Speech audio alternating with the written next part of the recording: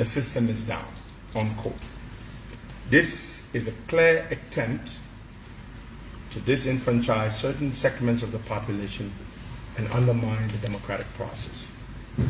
In light of this, let me strongly re-echo the fervent call by the leader of the opposition, former Vice President Joseph Yeman Boakai, that the voter registration period be extended to allow all eligible Liberians to register so that they may be able to exercise their God-given, constitutionally guaranteed franchise in the all-important October 10, 2023 general and presidential elections. As we move forward to the second phase of the biometric voter registration exercise, we demand that the NEC do a much better job. They must ensure that the exercise is conducted with fairness, transparency, and efficiency. They must take steps to address the system failures that plagued the first phase and put in place measures to prevent voter suppression. Meanwhile, the grinding poverty that continues to afflict our people, more so now than probably ever in our nation's history, weighs heavily on me and all well-meaning Liberians.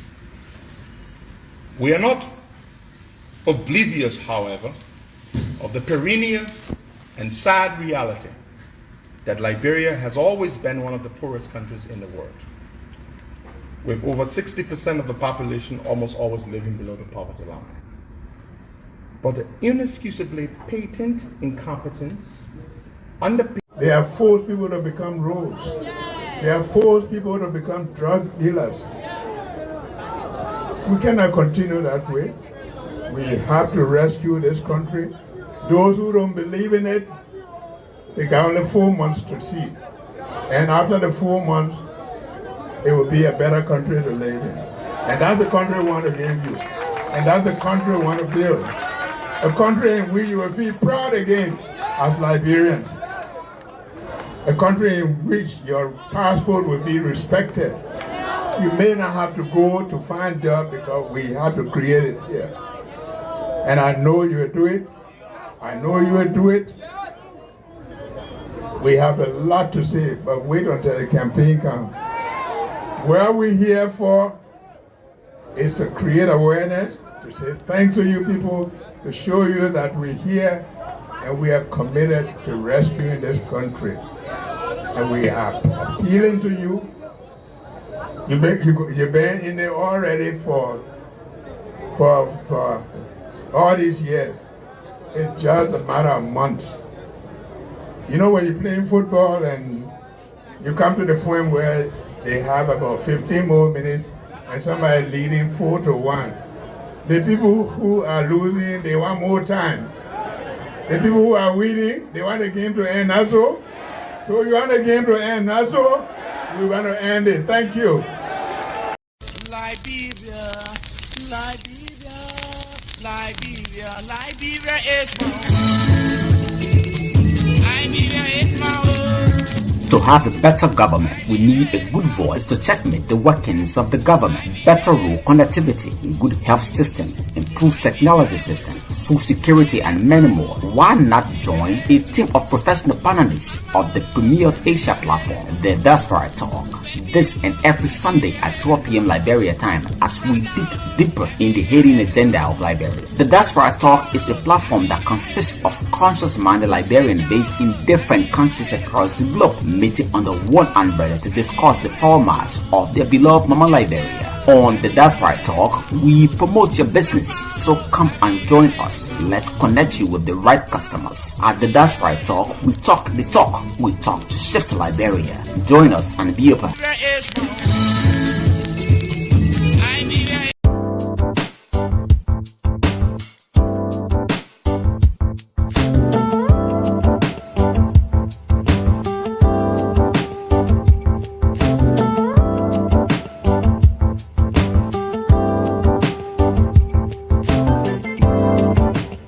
Legitimate financial institutions around the world. Corruption is a social danger because it feeds organized crime. It destroys nation states. It imperils opportunities, particularly for women and girls. It facilitates environmental degradation, contributes to human trafficking, and undermines whole communities. It destroys the future. Corruption is a radicalizer because it destroys faith in legitimate authority. It opens up a vacuum which allows the predators to move in. And no one knows that better than the violent extremist groups who regularly use corruption as a recruitment tool. Corruption is an opportunity destroyer because it discourages honest and accountable investment. It makes businesses more expensive to operate. It drives up the cost of public services for local taxpayers, and it turns a nation's entire budget into a feeding trough for the privileged few. And that is why it is imperative that the business community of the world starts to demand a different standard of behavior, that we deepen the fight against corruption, making it a first-order national security priority.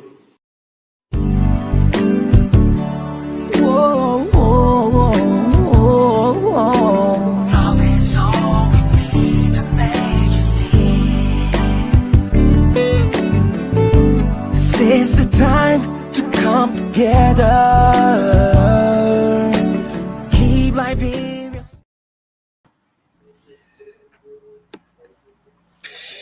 Okay, good morning, good afternoon, provider where you are listening to us from. Let me say welcome to the Diaspora Talk. Today is the 9th of July, 2023.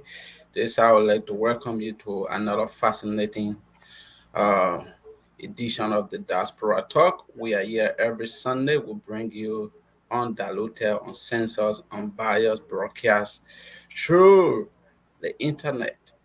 We are a global platform with panelists all around the world. So let me say welcome to the Diaspora Talk. And I would like to welcome the CEO. Good morning, CEO. Good morning, Lincoln. Gabriel, sorry I called you. Yeah. It's okay. Good morning. How is South Korea and Asia Belt?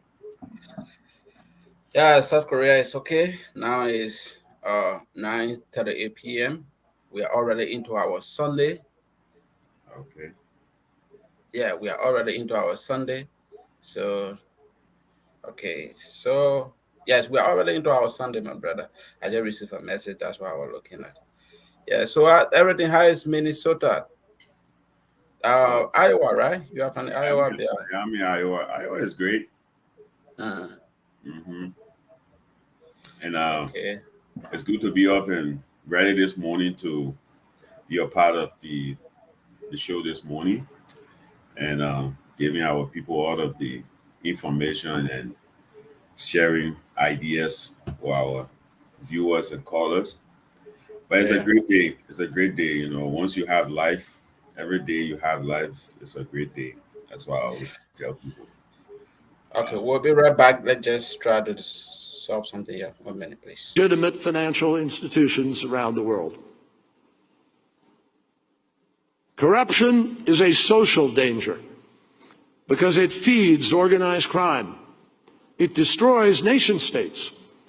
It imperils opportunities, particularly for women and girls. It facilitates environmental degradation, contributes to human trafficking, and undermines whole communities. It destroys the future. Corruption is a radicalizer because it destroys faith in legitimate authority. It opens up a vacuum which allows the predators to move in. And no one knows that better than the violent extremist groups who regularly use corruption as a recruitment tool. Corruption is an opportunity destroyer because it discourages honest and accountable investment. It makes businesses more expensive to operate. It drives up the cost of public services for local taxpayers, and it turns a nation's entire budget into a feeding trough for the privileged few. And that is why it is imperative that the business community of the world starts to demand a different standard of behavior, that we deepen the fight against corruption, making it a first-order national security priority.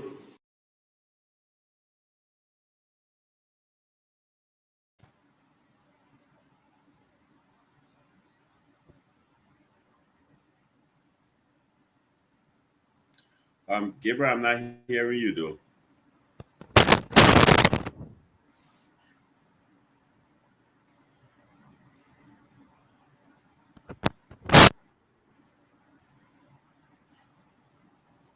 I think your system is on mute. I'm seeing a mute sign out there. All right, I'm okay now. Can you get me? Yeah, you good. Okay. So if you are listening to us from Liberia, let me say good afternoon. It should be 12:42 p.m. there. If you are in China, let me say good evening as well, because it should be like 8:42 p.m. Yeah, and if you are listening to us from the US, let me say good morning to you. It should be around 7 or 8 o'clock, provided the time. I'm not really exact, but I think it is within there. So again, once again, yeah. Yeah, it's 7:42 a.m. here. Yeah, 7:42. So welcome to the Diaspora Talk. Today we are going to be platforming Mr. Gibson Jerue from the Gongloe media team. He's going to be running us through the manifesto of his political leader, that is Mr. Gongloe. And there are so many political products in it. You know, as you are aware, we are just left with 3 more months to elections. And there are so many political parties and many political leaders. So he's going to be telling us what are some of the strengths. Why is it that the Liberian people should elect his candidate? He's just going to run us through the manifesto. We all have been knowing this man, Mr. Gongloe. He's a well-known man. There has been a lot of reform within the legal system, and most people know him to be an upright, ethical, well-grounded man. And again, we are going to be listening to Mr. Jerue Gibson to really know whether that is really enough for the Liberian people to make him a president of Liberia. It comes October 2023. So, my dear brother, we are just 3 more months from now to the election. What's really on your mind? Looking at political parties, in the oppositions, people are viciously attacking each other. Right now, President Weah is in Israel. There are a lot of pictures loading. We are seeing him at most of the sacred places praying. Bowing down. We see Jefferson Koji in some of the sacred places. I don't know whether they are praying for favor from God for this election or something like that. What's on your mind, my dear brother?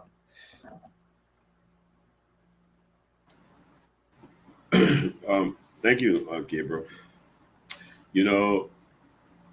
One thing I always say, the democratic process is the will of the people, right? And when it comes to Liberia is no exception when it comes to our democratic system that we operate in Liberia. So the people themselves have to understand what they want for they themselves, what they foresee for their children and great-grandchildren, and they have to make the right decision. If President Weah is running the country in a form and manner that the Liberian people like, he will get reelected. If they see that he's not running the country as a leader should, and they're not seeing the country moving to the direction that in this modern day and age supposed to be heading to, I urge the Liberian people to also make the right decision. That is, vote him out. So with the opposition, we see a lot of back and forth right now between the opposition political parties. But one thing I want to urge our opposition black, it's okay to test the waters in the first round. Um, but I'm hoping that hopefully down the line in the second round, because Liberia, I don't think anyone can just win an election in one term. Uh, with the level of political system we have, it's really difficult. But I mean, in the second phase, which is the round of election, I'm urging them to, if they want to change, if they want a better Liberia, if they think that President Weah is not the person to run that country, they should put their egos down and think about supporting whoever crossed the finishing line to the second round of for a change in a better Liberia. That would be where I would look at a lot of opposition political parties to work alone. Right now, I'm not bothered because there's no election right now that would just go one face in Liberia. You get what I'm saying? Right now, everybody can test the waters and test their strength and all of that. It's okay. That's the democratic process. But when the political parties say Boaka, Kumis, or any of those political parties cross the finish line to the second round, I think that's where people should show their loyalty and love for country, put their egos down, put their self-interest down, and unite. Um, I think that's why I'm looking forward to seeing. Thank you, Gabriel.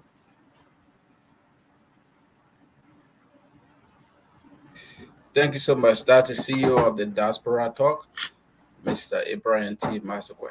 So, you know, you stated it very well. I mean, this the democratic process. Everyone should test the water. But my main concern has to do with actually the vicious attack. The vicious attack on, let's say, from the opposition camp. I think there's no room for reconciliation be left. Like I always told people, no matter how furious the competition is, no matter how vicious the competition is, you should always leave room for reconciliation. Because sometimes when I see like the Gongloe team, a few days on one of the while I listen to platform, I listened to one of them. I mean, coming really, really high on Ambassador Boakai talking about his age, which is good. It is good. But all those things you are highlighting, I mean, how are you really going to capitate or try to somersault and walk by on your words to really rebrand the man in the second round? And I also listen to the Waka people even trying to disqualify Mr. Gonglo, saying that his party did not even have the 2% in the election. So he's not even fit or he's not even qualified to run in this particular elections. And they are calling NEC to even withdraw, to even remove him from the entire process. So I think opposition, they should have a common denominator. They should have a common goal. The common goal is what? Change, transformation. They all want to get rid of Joseph Newman, let's say, Ambassador Weah. They all want to change. They all highlight the problem, but against it's almost like they are trying to become a blockage to the change they want. They are becoming a blockage. It's almost like ANC is campaigning against the UP government more than the ANC, that's it, the CDC government. While the Gonglo people are also campaigning against, while the UP people are also campaigning more against Mr. Gonglo than the main competitor. So I think if they continue like this, some people will just withdraw. Not everybody will just be very, very much magnanimous. Not everyone is magnanimous, my dear brother. Some people carry things very, very long. Some people go over things. Not everybody will just be very, very much uh, liberal, magnanimous, and forgiving like that. Some people take things personal. So that's why I say the political leaders, when Joseph Numa Boakai, this is the time for him to exercise leadership, talk to his people, talk to his people. I mean, opposition parties are like brother and sister. They have one denominator, they have one goal, and that goal is to change. They see Joshua government as a nightmare, and that nightmare should be changed. That nightmare should be changed comes October. So when I see all of them attacking, I just sit down and say, but I mean, how are they really going to? I mean, people who are in the ANC camp already calling Mr. Boakai a dead man upon a robber, a man who is sick, a man who is handicapped, a man with pacemaker. So how are you going to rebrand such a man in the second round? How are you going to rebrand such a man? How are you really going to rebrand that product to make him more admirable, to make him more um, appealing for the voters? What are you going to tell them? How are you going to walk back on your statement? Or are you going to say I was just joking, or it was legal talk, or it was just something that I didn't mean? So we have to be very, very, very much careful and futuristic when we are doing things, because in the future, some of the things we are doing, we are in the technological age, my dear brother. Do you know that there will be a lot of screenshots in the second round? People will be showing screenshots. And some of these screenshots will be reflecting on the things you are saying, the negative things. I think people in the opposition should be very meticulous and walk on an airshell. Very, very, they should be very, very much careful with each other, because the time is coming when they will need each other. When they will need each other. So, gentlemen, we are awaiting Mr. Jerue, Mr. Gibson Jerue. Let's hope he comes. So, Timas, just weigh in there. Let's look at Mr. Gongloe, the ANC party. There is just something, my dear brother. You know, I even wanted to ask the the the, the guest when he comes into the, let's say when he comes to studio. Liberians are beginning to observe that Ellen Johnson Sirleaf have some purpose. She have some people they call political disruptors. They know that they are not going anywhere, but it is almost like they have been planted by Ellen Johnson Sirleaf to disrupt the whole election in favor of her, her political ally, who is George Weah. And number one, the people are eyeing this man. The people are looking at Mr. The people are looking at Alexander B. Cummings. They believe that he's a puppet. They believe that he's been guided by Ellen Johnson Sirleaf. They're looking at the man from this very young guy, Dada Monuba. They believe that he's taking instruction from Ellen Johnson Sirleaf, even Gongloe, because people are saying that they don't see the numbers, they don't see where they are going, but they are just in order to disrupt the entire thing for President We are to win. So you as a political analyst, because we are being into this thing, you as a political analyst, how do you really look at the people perception and their view and analysis? Is it in the right place, or is something that they are just conjecturing, or they are just trying to guess, or something like that? Well, thank you, Gabriel. You know, like I was just saying, Liberia is one of those countries that practice democracy. So, and under democracy, we all have the right to, partake in the political process. And I would not shy away from people exercising their right to, run for office, to campaign and convince people that they are the right candidate, for the job and all of that. That's the democratic process. That's a process I respect and I love to see people do. On the other hand, to your question, whether it is alleged that President Sirleaf is in the background playing some political card, Gabriel, I'll be honest with you. Every country around the world have similar kind of political tactics when it comes to that. Because at the end of the day, one thing we should all understand: politics is interest. You will support somebody who align with your vision. You will always support somebody who align with your thoughts. Somebody who you see doing things that you think is better for your country. What's better for you might not be better for me. And that's the political process, right? That's why everybody support different candidates because of what that vision bearer is carrying.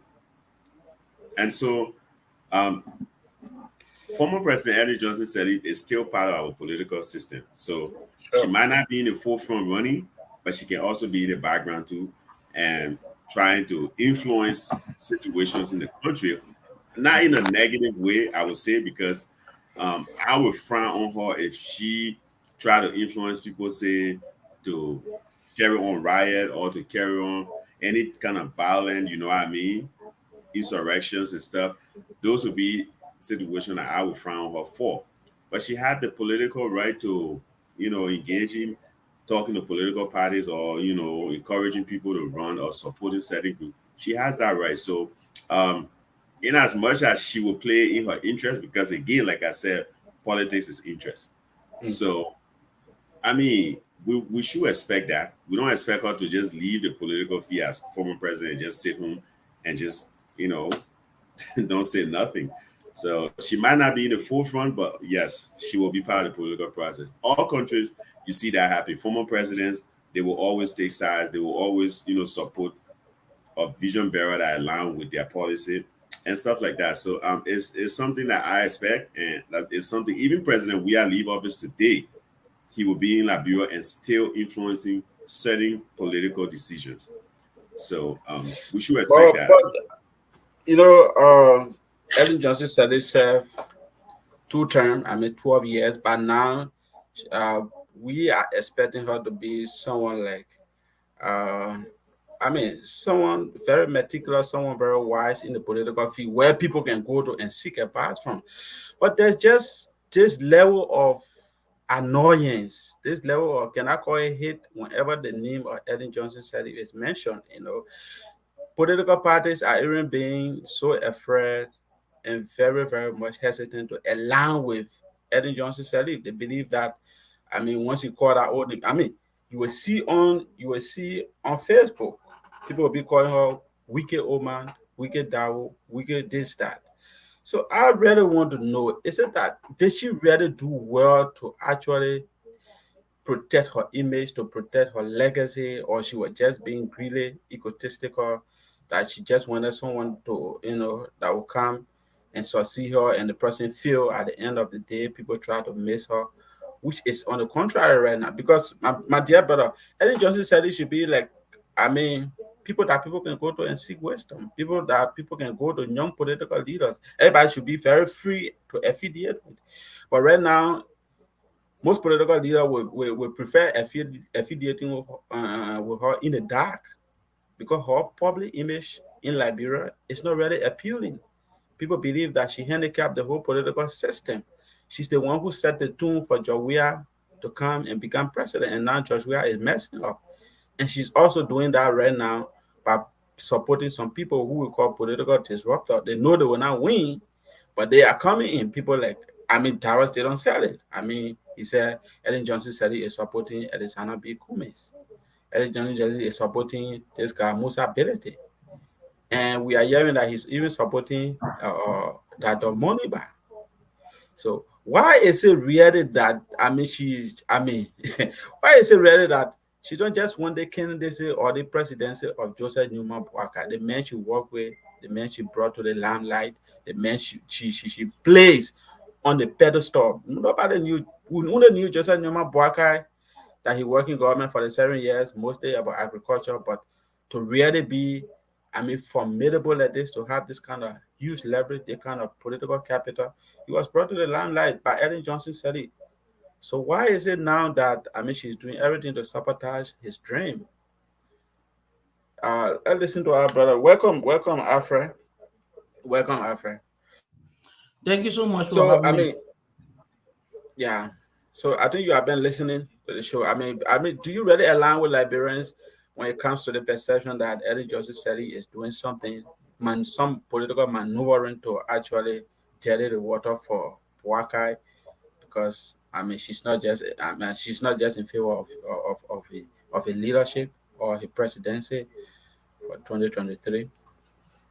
Well, thank you again for having me. I have in my lifetime, I have seen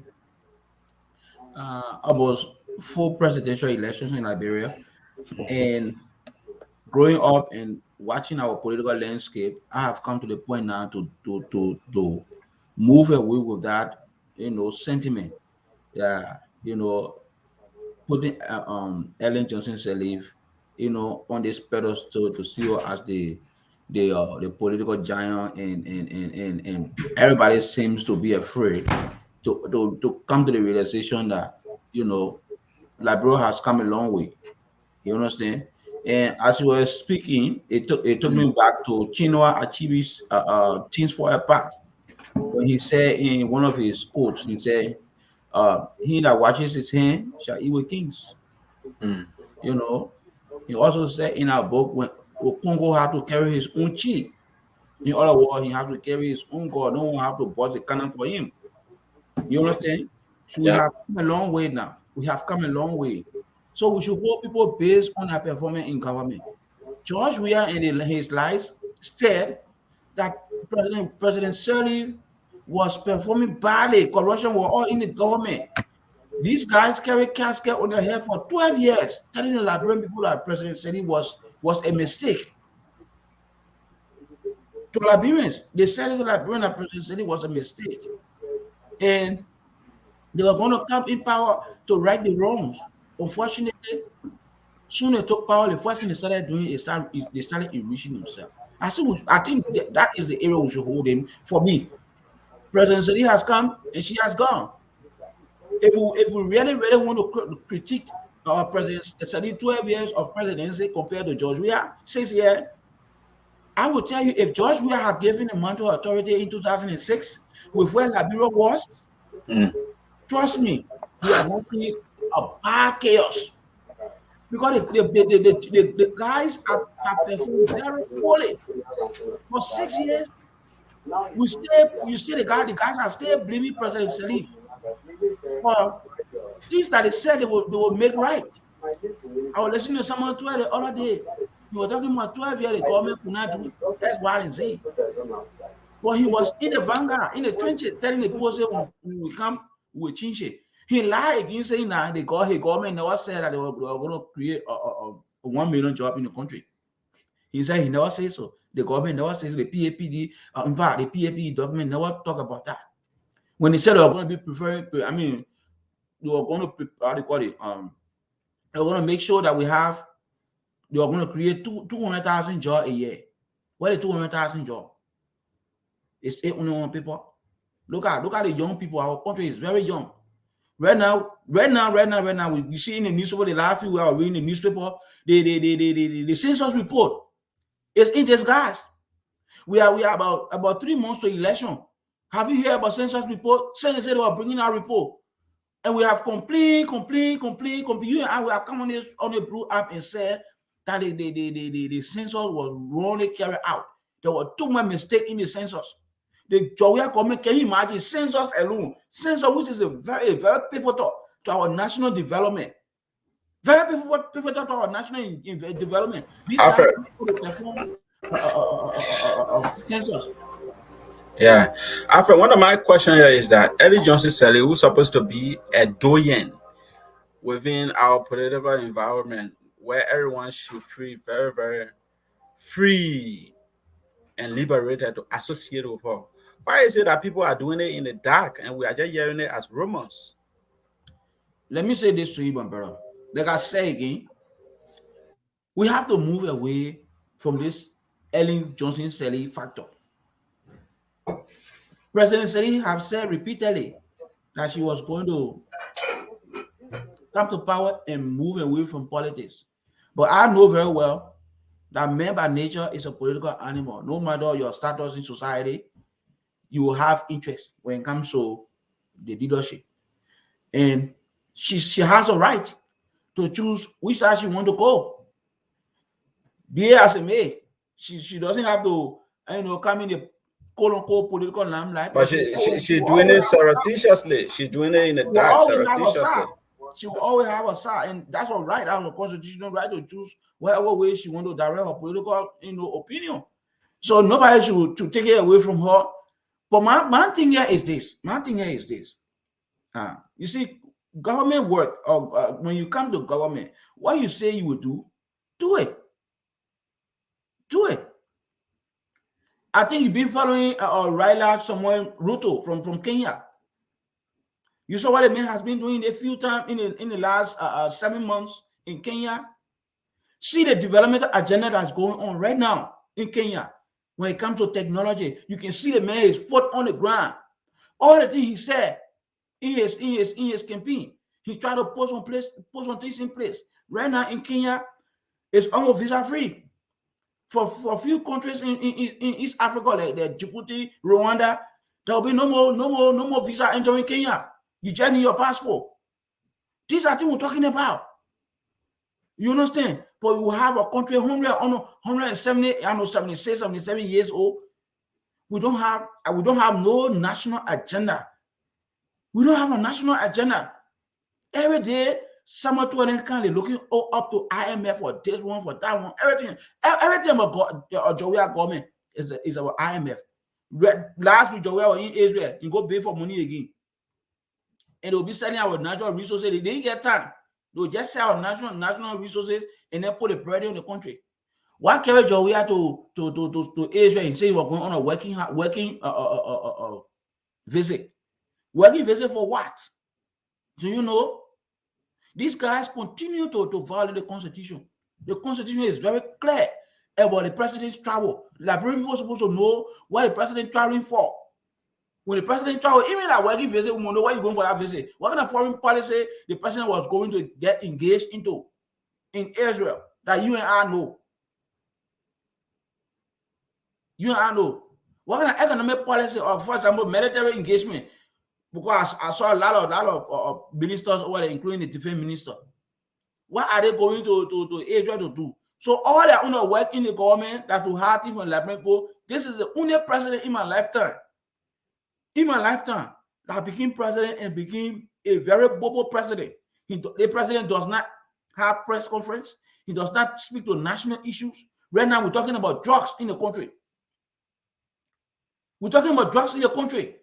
This president was out there launching a drug-free society. The president said he was going to in fact, he was raising money for drugs. Guess what happened? According to the rumor we hear, that particular thing, a fiasco. The last time I checked, Joga Wesley was complaining that the money that they said they were going to give me to begin the process of rehabilitating the so quote-unquote Zogo or disadvantaged youth, they have not even received vaccine. Vaccine they have not received. You think okay, gentlemen. So very soon we'll be having our guests in studio, and very soon we'll be having our guests in studio, and it's going to deviate from being general, and we are going to make it specific, especially when it comes to the candidacy of Gongloe, because he's from the Gongloe media team, and he'll be representing his candidate here, and he's going to be diving more into it. Alfred, you're moderating, right? Yeah, I can take it from there. Yeah, okay. So let's take a break, and we are with our guest. Very soon he'll be here. Legitimate financial institutions around the world. Corruption is a social danger because it feeds organized crime. It destroys nation states. It imperils opportunities, particularly for women and girls. It facilitates environmental degradation, contributes to human trafficking, and undermines whole communities. It destroys the future. Corruption is a radicalizer because it destroys faith in legitimate authority. It opens up a vacuum which allows the predators to move in. And no one knows that better than the violent extremist groups who regularly use corruption as a recruitment tool. Corruption is an opportunity destroyer because it discourages honest and accountable investment. It makes businesses more expensive to operate. It drives up the cost of public services for local taxpayers, and it turns a nation's entire budget into a feeding trough for the privileged few. And that is why it is imperative that the business community of the world starts to demand a different standard of behavior, that we deep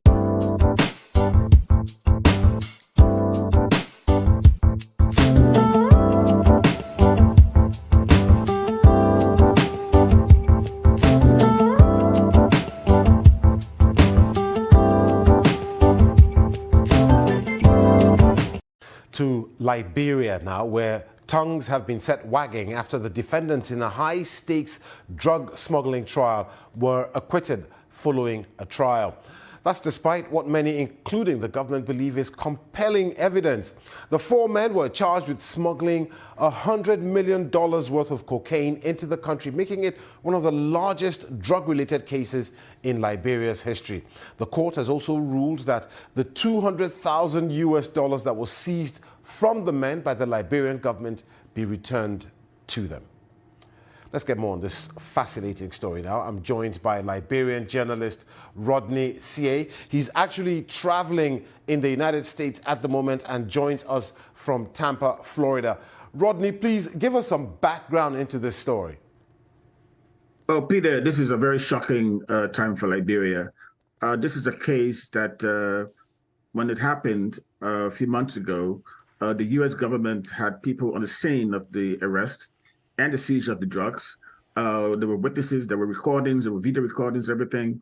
And so yesterday, when the court came down with the verdict, the whole country went in uproar because this is very shocking to everybody. So how did the jury reach this verdict? Because I'm told that's an open secret in Liberia. Well, prior to the jury going into session, the judge instructed them that if the verdict was not guilty, that they will have to, the government will have to pay the money back to the drug suspects.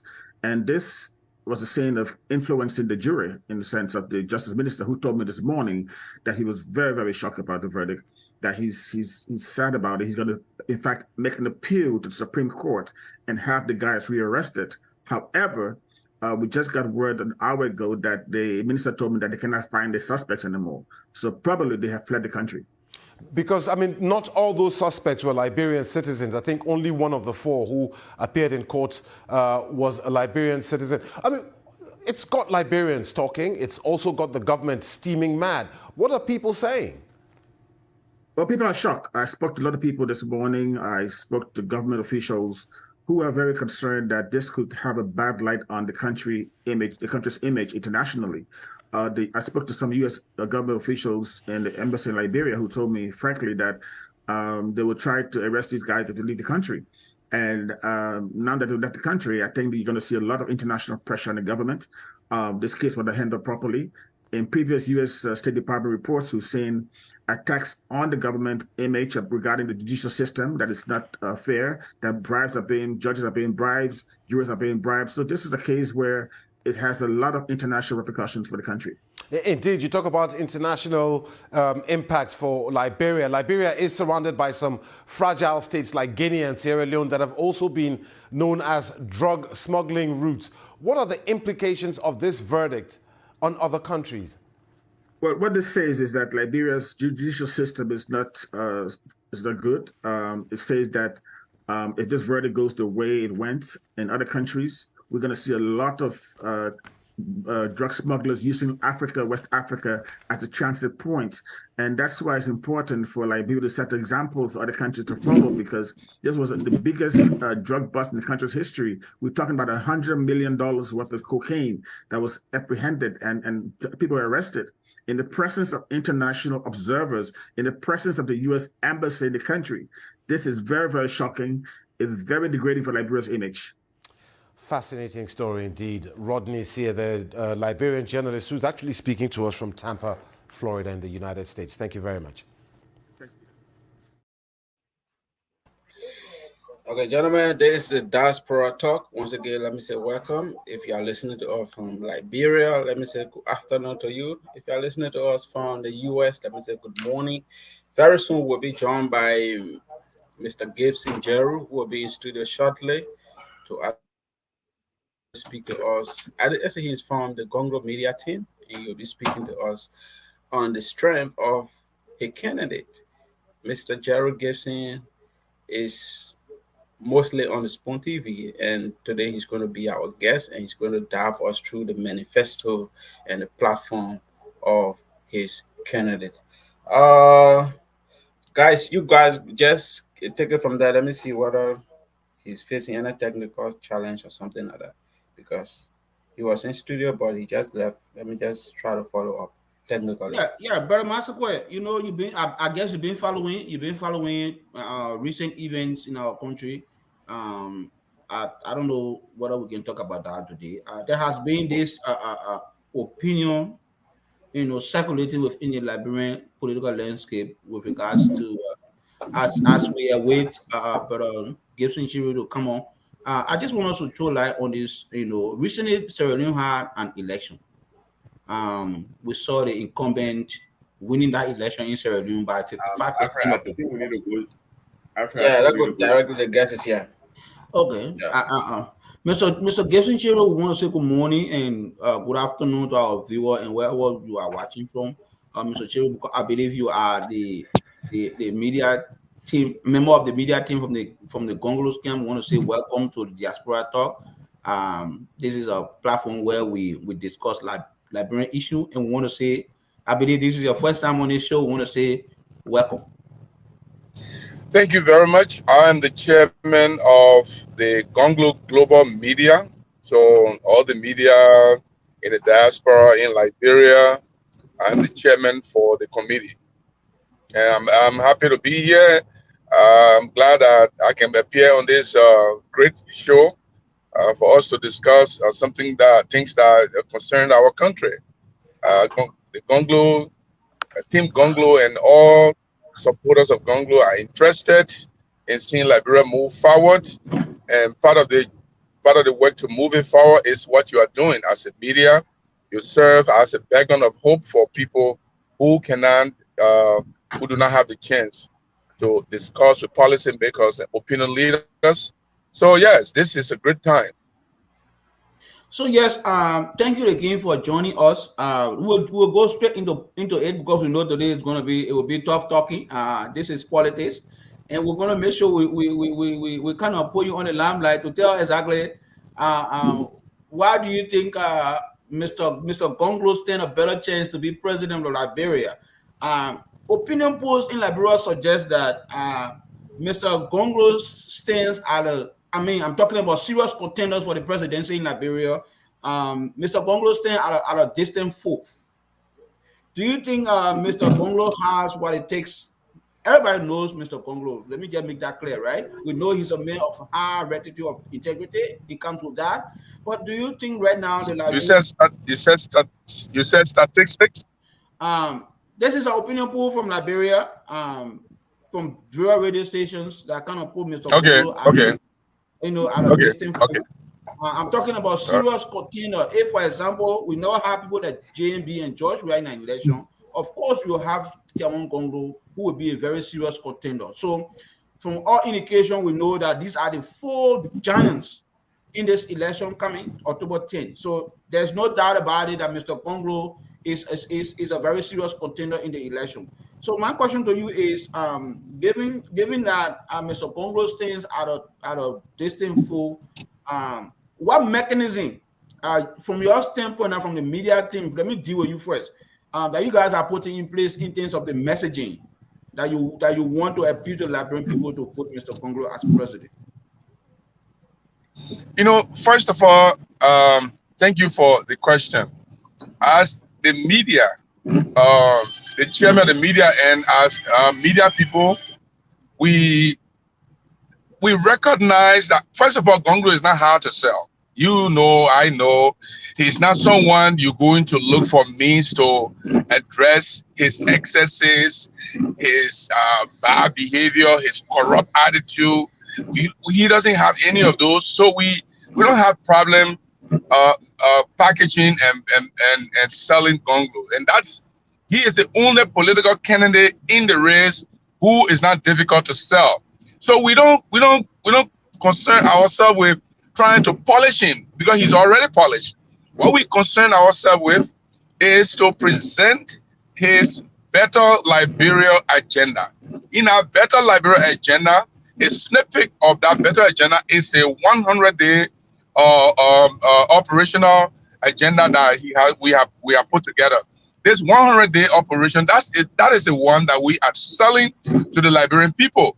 For instance, we're talking about one of the things he wants to do is, and that speaks to a lot of people concerned, how much government officials are making.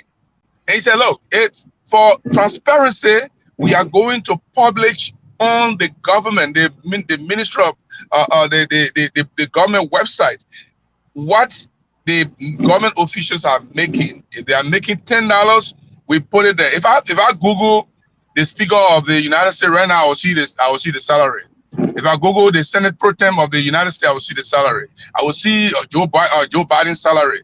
But you don't know how much Joshua is making right now. If I ask you now, you will vacillate between 8 million to 6 million to 7 million. Will vacillate between that. Now, Gongloe is saying the first thing when he gets to office, his first priority is to tell the Liberian people how much he's making. That will tell the people the transparency with which we operate. And what is the basis of that? The basis is to do what we call personality check, integrity check. Those are things, because Gibson Jerue, for example, gets into Gongloe's government. 2 months' time, he got 5 houses that he never had when he was not in government. Gongloe is saying, we're going to check you where you got these money from. Your salary is on a website. You are supposed to be making $5,000. Now, with $5,000, you cannot build five buildings in 3 months. Something like Joshua had done. We built 18 units, 10 stories in less than 6 months. Where did he get the money from?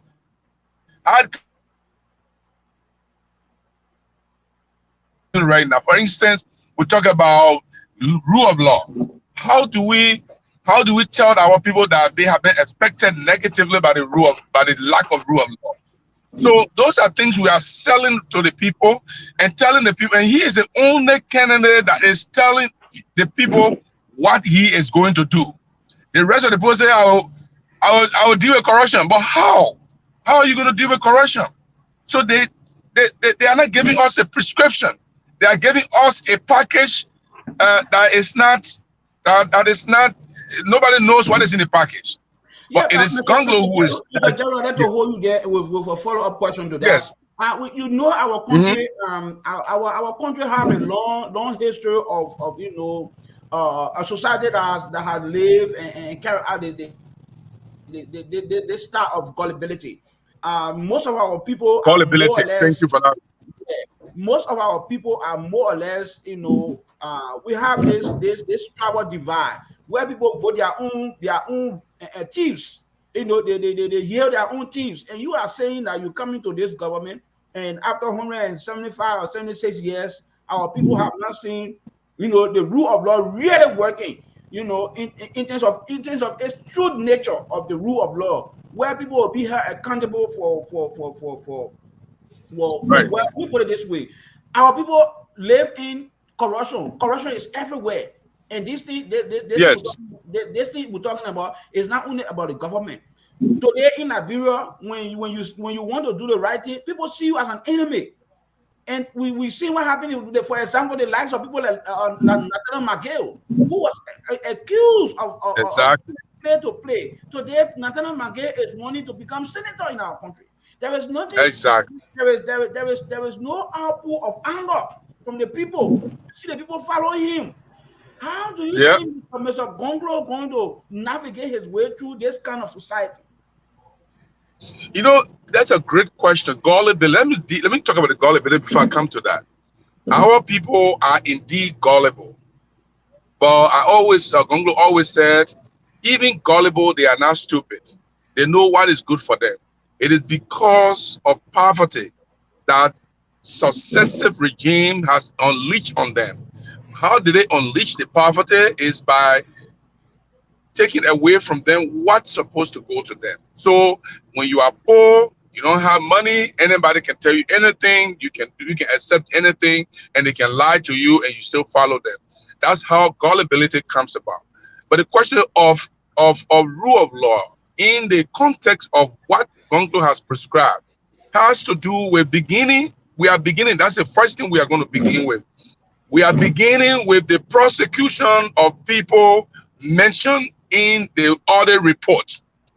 My brother Gabriel, if Gongloe is president today, he is in the first 100 days, a committee is going to be set up to visit all the audit reports during the Ellen Johnson administration, during the Joshua administration, and we are going to separate which report is prosecutable and which report is not prosecutable. And then those that are prosecutable, they are immediately forwarded to the Justice Minister for prosecution. Tell me, Gabriel, if John was in the audit report as one of those who squandered Liberia funds, as one of those who stole government money, and he is in court today, he is going through his justice movement, and he is found guilty and put behind bars for stealing government money. You think if Gibson is in government now, in the government now, you think he would dare to go and steal? He would be afraid. I'll tell you something as a media person, media for the last 40 or 39 to 40 years. One of the reasons why journalists I think there's a problem with his internet, I think. Yeah, I don't know whether he's traveling. Yeah, he should be on the highway or something like that. So if that would be the case, then we will not be able to. Yeah. So yeah, I think he'll be right back. Yeah. I'm very sorry, my man. They're raining here like crazy. So when I go off, I will come by eventually. So just please bear with me. Yeah. So Mr. Jerue, the prescription is since Gibson is in government now. Let me hold you there because we have three panelists here today. I would not want to keep asking you my question, so I'll have to give my other panelists the chance to ask you some questions. But before I do that, let me go to Mr. Massaquoi. Mr. Massaquoi, we have the chairman of the Gongloe team here today with us, Mr. Jerue Gibson, and you have listened to him. He's here. Thank you. Thank you. Good morning, my brother. Good morning. Welcome to the Diaspora Talk, and I know it's your first time being on this platform, but this is the Diaspora Talk where we discuss a lot of political and social issues, basically educating our people back home and discussing some of these critical political issues. But thank you for being here this morning. I know Mr. Gongloe is one of the finest sons of Liberia. I admire him a lot. I'll be honest. Oh, thank you very much. Thank you very much. Thank you kindly. You're welcome. But you serve as the chairman for Gongloe Media Team. I know he had an acquaintance 14 days visit to Nima County. Do you want to elaborate a little bit? How was that visit in Nima when he visited his people? You mean Councillor Gongloe have been going to Nima since he started his announcement process? This is not campaigning. He have been going to Nima. In fact, if my understanding is there are about 320 or 330 towns in villages and cities in Nima County. He has visited 292 already. So what he tried to do in Nima was to introduce himself. You know, people always overlook the fact that they come from the county, so they assume that everybody there is going to vote for them. That is not his assumption. His assumption is you have to go back to your people to tell them that, hey, I'm your son. You got a lot of children who are doing this, but I come to you to get your blessing, and so I want you to give me your blessing. That's what he is going to Nima, and he has been very, very successful. Very, very, very successful. So, and not only that, not only Nima, he has visited 13 of the 15 counties in Liberia, including Grand Jerue and Joshua. He went to Joshua village, where Joshua's grandmother come from, and he had a town hall there. So he has visited 13 of the 15 cities, and he has visited more than 700 towns and villages in Liberia in the shorter period of time. So he is engaging with the people He is the only candidate who has done this. He is the only candidate who has gone to the ghetto. In fact, our program yesterday, the program yesterday, the Zocos of Moravia sent 4 men to produce a song of anti-corruption, and they were present yesterday at our program, and they sang their anti-corruption song. They sent those 4 people because the Zocos themselves that he have visited their locality, and they are so happy, and they send those people to yesterday at our program. So this is something that he enjoyed doing, engaging with the people. We understand that we are late. Okay, let me not be oblivious of that. We are late, but we are not faint. Okay, we continue to engage with the people. We say we are underdog. I'm not sure if we are still going to be underdog, because what we saw yesterday in Banga tells me that this underdog thing that they're talking about seems to be far away from us now. But he went to Nema to engage with the people of Nema, to introduce himself to the people of Nema, and to tell them that as a son of Nema County, he wants their blessing. And it was very successful. Very, very successful. Thank you. You got mute your stuff on, Konowa. Yeah, get out. Again, I want to. All right. So again, Mr. Gibson, Mr. Jerue Gibson, I would like to once again welcome you here to the Diaspora Talk. I would like to welcome you. So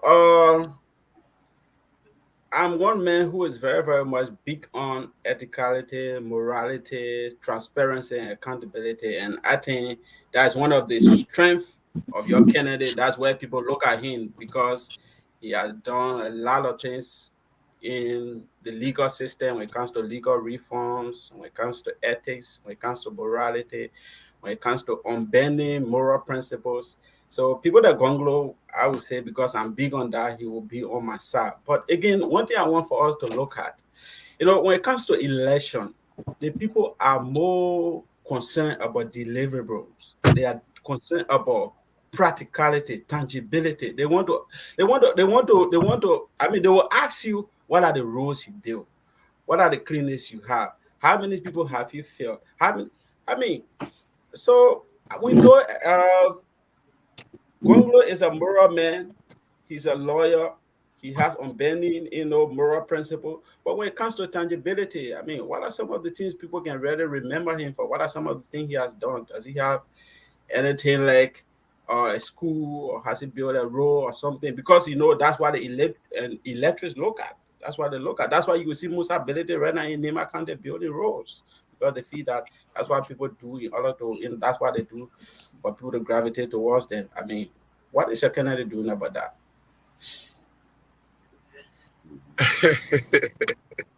Okay, so when the question comes, usually when I'm faced with that question, what has Gongloe done? My thinking is people are presupposing that if you build a house, then you have done something. If you build a road, you have done something. But if you serve as the instructor for the National Police for 7 years for free, educating the police people about the rule of law and rule of engagement, then you have not done anything. If you have taught at the university for 15 years and you are educating students, you have done nothing. If you are providing free legal services to all journalists, all human rights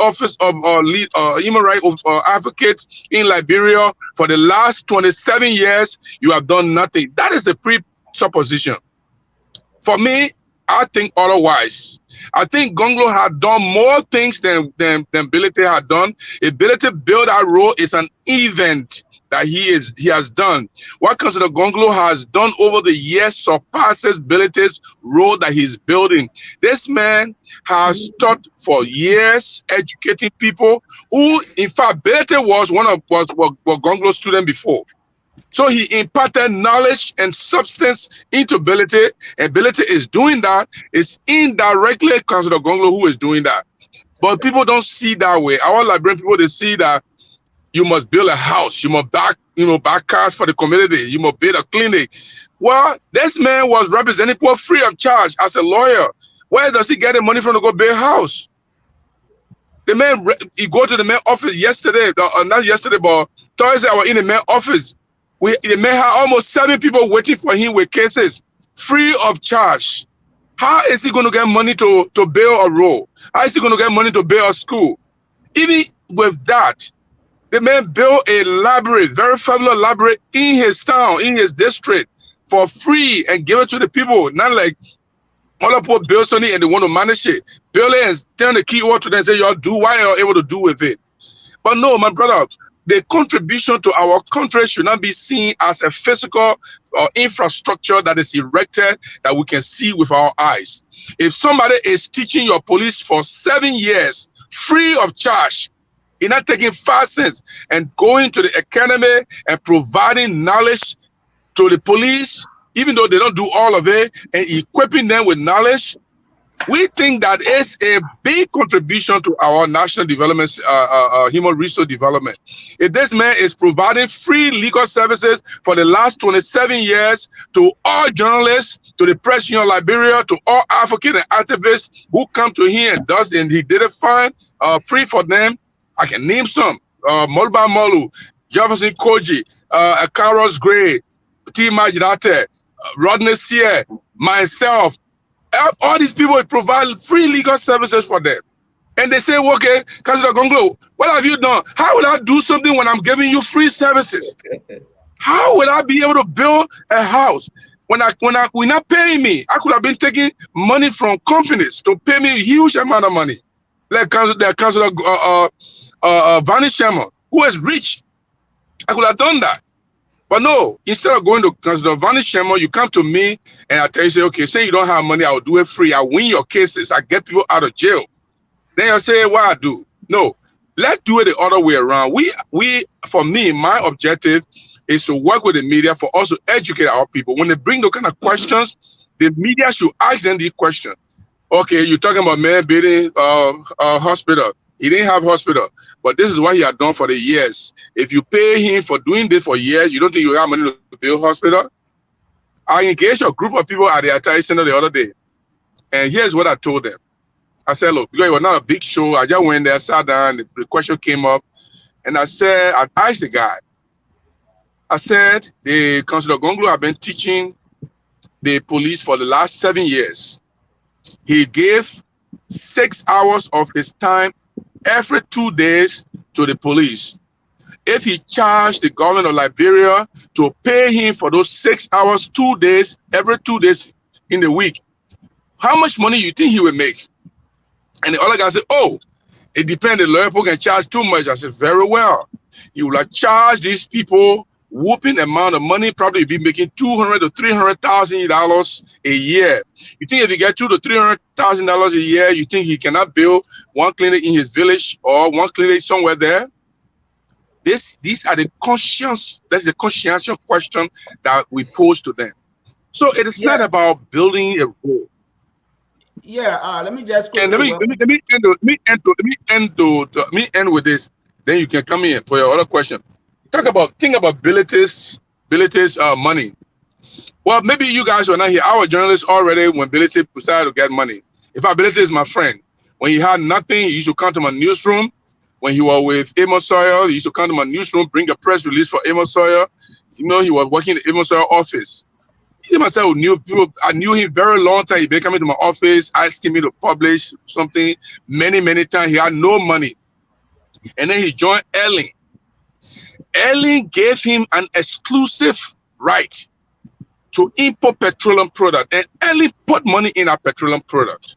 Now today, nobody knows, and people not talking about it because there's no hard evidence. And I'm telling you, because I know that Ellen helped him to lift petroleum products from overseas and bring it to Liberia. Today, Bility is a rich man on the back of government money. Well, so we don't have evidence, let's leave it like that. But if the man is a businessman, he is not giving nobody petroleum free, like Councillor Gongloe giving post services free. He is not offering anything free to anybody. Now that he wants to run, he built a road. We know the objective. After you build a road, you become representative or senator, whatever you're going to be, like representative you're going to be. You think Belete is going to go by or do anything again? Just like the other people, just like the rest of them, that when they go there, they give our people small money. Then when they go to the parliament, they go to the legislature, and then they forget our people until time for election again. Then they go again and start to tell them that is not what Councillor Gongloe want to do. He helped now, yes. he teach now, he educate now. And ask you this question. And you talk about ability, even though I was not going that way, but I like to push you forward on that, further on that. I will also like to say welcome my sister, Brother Jerue. You are being joined by one of our finest ladies on the show, Sister Mercy Tutubo. She's here with us today, so she will be asking you some questions too. But before I get to her, let me push you on this one. There are two questions I need to ask you on. You know, let me deal with Councillor Gongloe first. You know, our country has been deeply centralized around the presidency, and people don't see while they don't even look at the legislature, for example, that where most of the major laws are being passed, and, you know, the issue of oversight and you know, representation, people don't look at that. They look at the individuality of the executive mansion. Everything that the president does or pushes, you know, that's what people look at. So that's the reason why you will see a minister in this area doing X and Y and Z, in this area doing X and Y and Z. But people who come with moral character, like people like Councillor Gongloe, you will not see Councillor Gongloe in the district or in the community doing any kind of project in the name of the presidency, so to speak, right? And this has gone on for a very, very, very long time, where everybody look up to the presidency for any kind of national development agenda. And as a result, it has been manipulated over the years. People, appointees in government start to show up responsibility. You see people that, what's his name from the Ministry of Finance will go and pay school, which of course you're not supposed to pay school, and they will use government money and pay private institutions for themselves in the name of the presidency. I'm talking about the presidency, the institution. I'm not talking about the president, but in the name of the presidency, because the president is there, so they use that as a means of, you know, manipulating the people to say, yeah, this is what the president is doing. This is what the president is doing. My question is to you is, how do you think, you people who are in the media for Councillor Gongloe, how do you think are you going to get to the people to educate our people to sway away from that particular kind of, you know, nurturing that they have been nurtured into for quite a long time? That will say, oh yeah, this is how it's supposed to work. This is how it's supposed to work. Let's go for the issue rather than looking at the centralization of the institution of the presidency. Okay, here is the thing. My job as a media person, first of all, it is a complex responsibility that we have right now, educating our people. And you understand that you and I, we are in the media. I've been since 1988. I've been a journalist since 1988. I have never seen a moment where the job is easier to inform the public, to educate them about what. In fact, at some point in time, some of us became victim. At some point in time, I'm in America today because maybe some of you didn't know, because I didn't go to the media to make big mouth about it. I'm in America today because my home was attacked by Chris Massacre security people, and my family were rescued from that attack. The Nigerian contingent at LPRC rescued my family from that attack. And when they ransacked my house, that's how, when I went to the States and they went behind me, and that's how the U.S. government made me stay in America today. I'm here on the U.S. government authority today in America. Wow. So these have been happening because we have been victimized. People don't know about it. Most of you don't know about it because I didn't make noise about it. But from time to time, we have been having this issue. So from the Gongloe camp, what I can do, I don't have my own media institution in Liberia currently, is to appear on these shows. When you invite me, I use more than 12 hours of my time going from one show to another to explain to the Liberian people that what we are looking for is not this person is popular. What we are looking for is not this person got money. What we are looking for is the substance of the issue. And every time I engage people, they'll say, Councillor Gongloe, he's decent man. He's competent. He has integrity. But we'll go vote for the other person. I'm like, okay. So if you can say the same thing about the other person that you can say about Gongloe, why would you make a foolhardy decision to go vote for the person who does not have the same quality that you were looking for in a president? And this is our mission, to educate people that if you say Councillor Gongloe is clean, the other man is not clean. Councillor Gongloe has integrity, the other man have squandered his integrity. Councillor Gongloe is people-oriented, he believes in rule of law, but the other man, he got issue with it. Then you cannot go to the other man and vote for him, because it will be a contradiction of the things we want for our country, brother. That is the major thing we are grappling with. Our people, it is difficult. They are used to getting handouts from people who want to misuse them.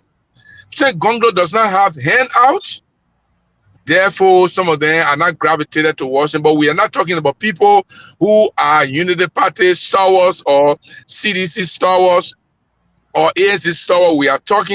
We are directing tailoring our messages for the silent majority. The silent majority who are looking for a competent, a president who can work for them. Those are the people we are targeting. And I'm telling you, in Grand Jeddah, for example, a George Weah Land, a pool just came out recently from Grand Jeddah. George Weah came up number one, Gongloe came number 2, Waka number 3, and Komi came distance.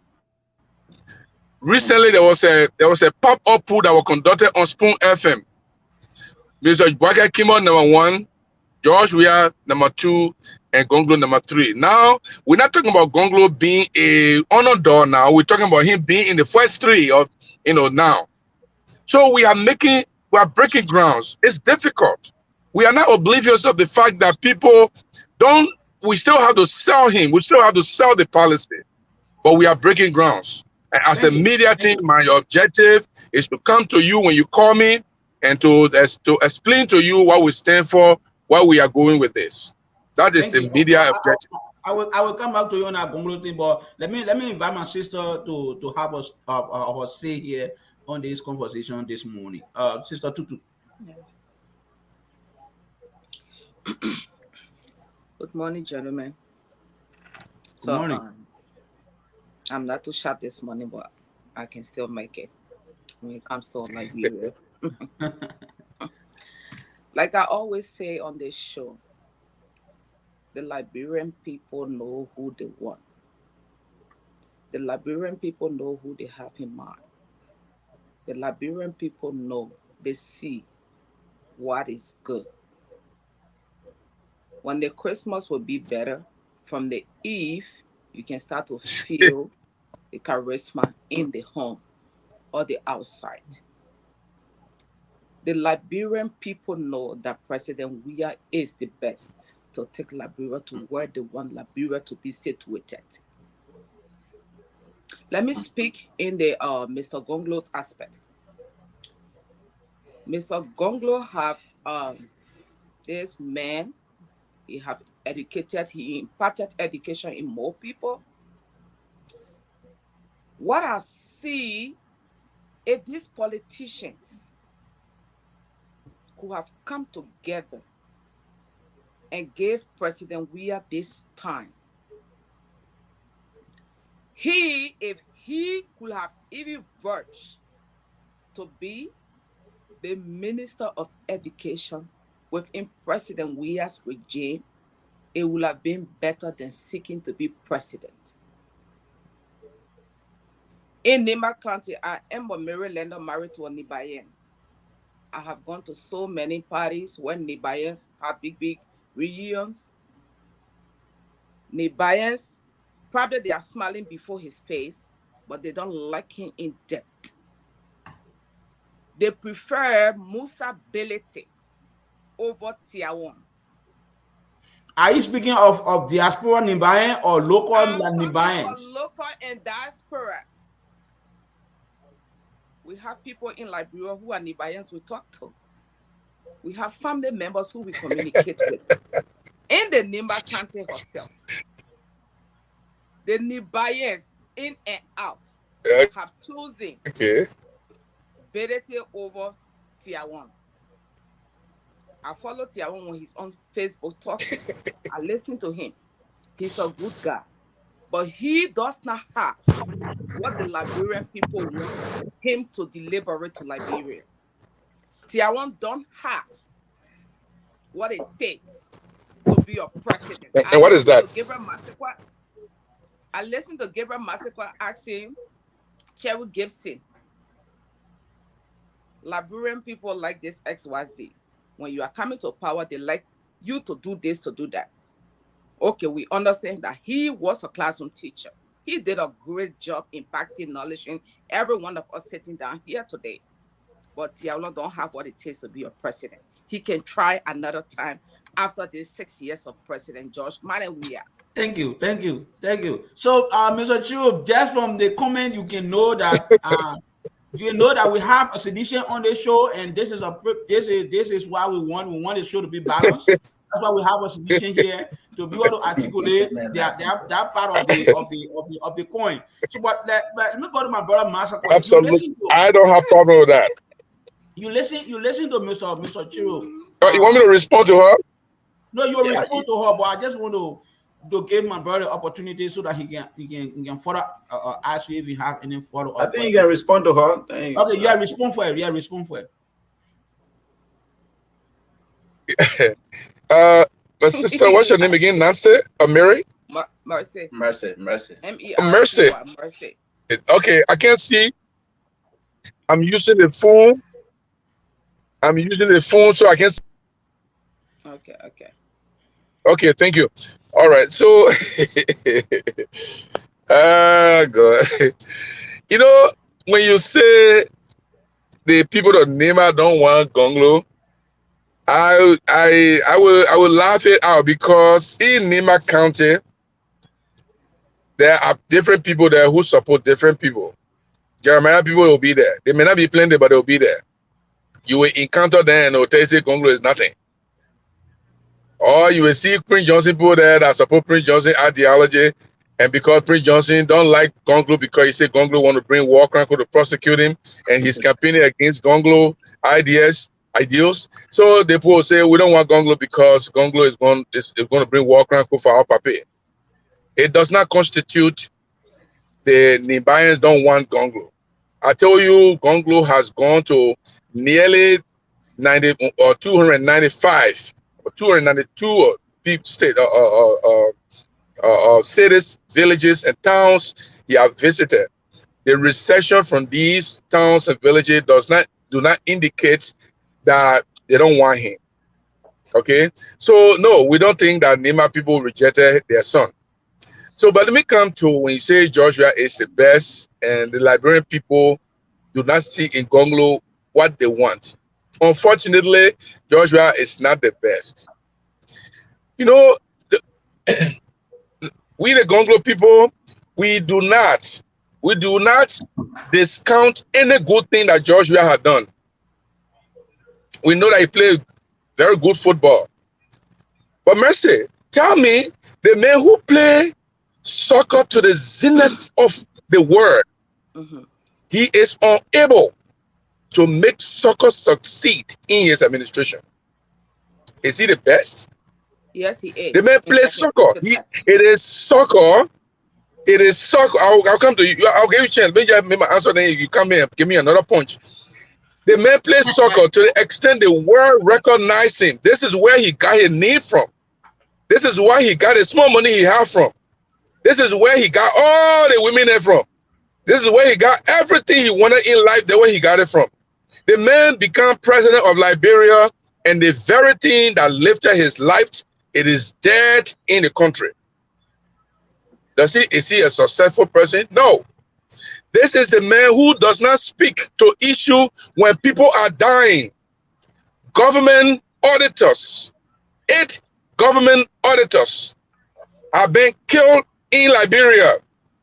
The president has not authorized his national security to go after the perpetrators. There is no culprit. There is no suspect. They have died in cold blood. Is that what we call the best president? This man became president in 6 months. He built 18 units of 10 story each that I went and saw. And I'm here again in Liberia. I'm going to go there to see again before I go back to America to see what else they have done there.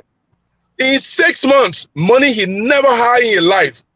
He built 18 units of 10 story each, while the rest of the people suffer and wobble in poverty. Is that the best president we have? No, he's not the best president we have. George Weah is the actual definition of failure. He is the actual definition of an ingrate. You know what an ingrate is? An ingrate is somebody who they gave you something good and you gave them something bad. George Weah, the people of Liberia, they thought he would identify with them at the grassroots level. They thought he would have represented their aspiration. They put him into power. And what does he do? He neglected them. And so they are all destitute. They are all frustrated. Is that what got successful? George Weah requested $13 million from the international community for youth in difficult circumstances, who we call Zogo today. He used the Zogo name and requested $13 million. The post sent the first $2 million. He refused to give it to the Ministry of Youth and Sport for them to go and build the area they wanted to put the Zogos and train them. Is that what you call successful? No, he's not successful. If you elect George Weah, yeah, Mr. Jerue, I thank you for your response. But I like to give an opportunity to my brother over there, because we have too many things around the table that we want to focus on as it relates to Councillor Gongloe. So even though my sister was, she's a sedition, it shows who have to get an opportunity. And I like that. I like that. I like that. To propagate her party's agenda on the show. Mr. Masakwe, you have Mr. Jerue. He talked about the what he's doing and the challenges that the media thing is faced with in terms of getting Mr. Gongloe presidential bid. So Mr. Jerue can correct me if I'm wrong on this. Mr. Masakwe will come in. Mr. Masakwe, you have the floor. Let me reserve my question for him when it's my turn. So I don't, yeah. Okay. Yeah. So thank you again, Brother Gibson. I listened to you from the onset, and you were talking about Councillor Gongloe. I know you said something about him not being hard to sell. I think it's something that I know a political candidate who lost an election that they had a shot in based on that same mentality that, the people know this person based on what they did. But I also like the fact that you later on said he's reaching out, and he have reached out to a lot of these counties. And I also like the fact that you recognize that you guys are late in the game. Those are strategic points that you hit. But I want to know, in terms of the vision bearing of Councillor Gongloe, corruption is one of the most difficult problems that we have on the entire continent, not just Liberia, but we are specifically speaking of Liberia today. What are some of the plans in terms of tackling corruption and our educational system, our health system? What are some of the plans that Councillor Gongloe has in terms of transforming Liberia from what we've been seeing as normal? Because we have a lot of presidential candidates who come in and make all the promises, and at the end of the day, things go back to the worst, because they all just come to fill their pockets and build houses and do all of those things you just need. What are some of the robust plans that he has in the first, maybe say his first 200 days, the first 100 days in office, in terms of transformation? Thank you. Well, we have the the 100-day plan, the Better Liberia 100-day plan, which has 10 points, 10 major points. Well, we can't put everything. It's 100 days, so we can't put everything. But it has 10 points, and I'll go into them shortly. But let me tell you how you can know whether the person is able to deal with corruption. Councillor Gongloe, at one point in time, was sent to the European Union to go and do a piece of work. He went there. He was supposed to be there for 9 days, spent 4 days, I think 3 days, came back. No, 14 days, yes. Or 14 days. He spent 4 days. He came back, went to the Ministry of Finance, and gave the balance of the money that he was supposed to use as a pedant. When he gave it to Kape, and Kape said, no, you can't do that. It is already appropriated for you, Councillor. You can go ahead, you can have it because the government already appropriated. He said, no, I can't because I didn't do the work for this. He said, no, that's okay.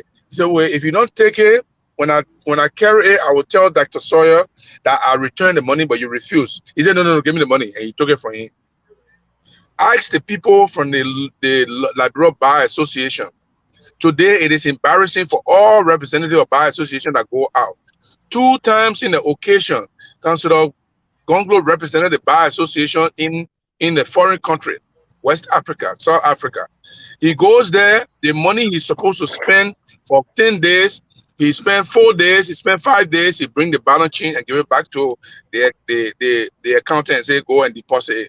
So now, even the members of the Bar Association now who are in the leadership, they are being embarrassed now because he set a precedent that it's difficult for them to follow. That's how you know if this person is not going to be corrupt. Another thing, I'll give you another thing. Corruption is not just money.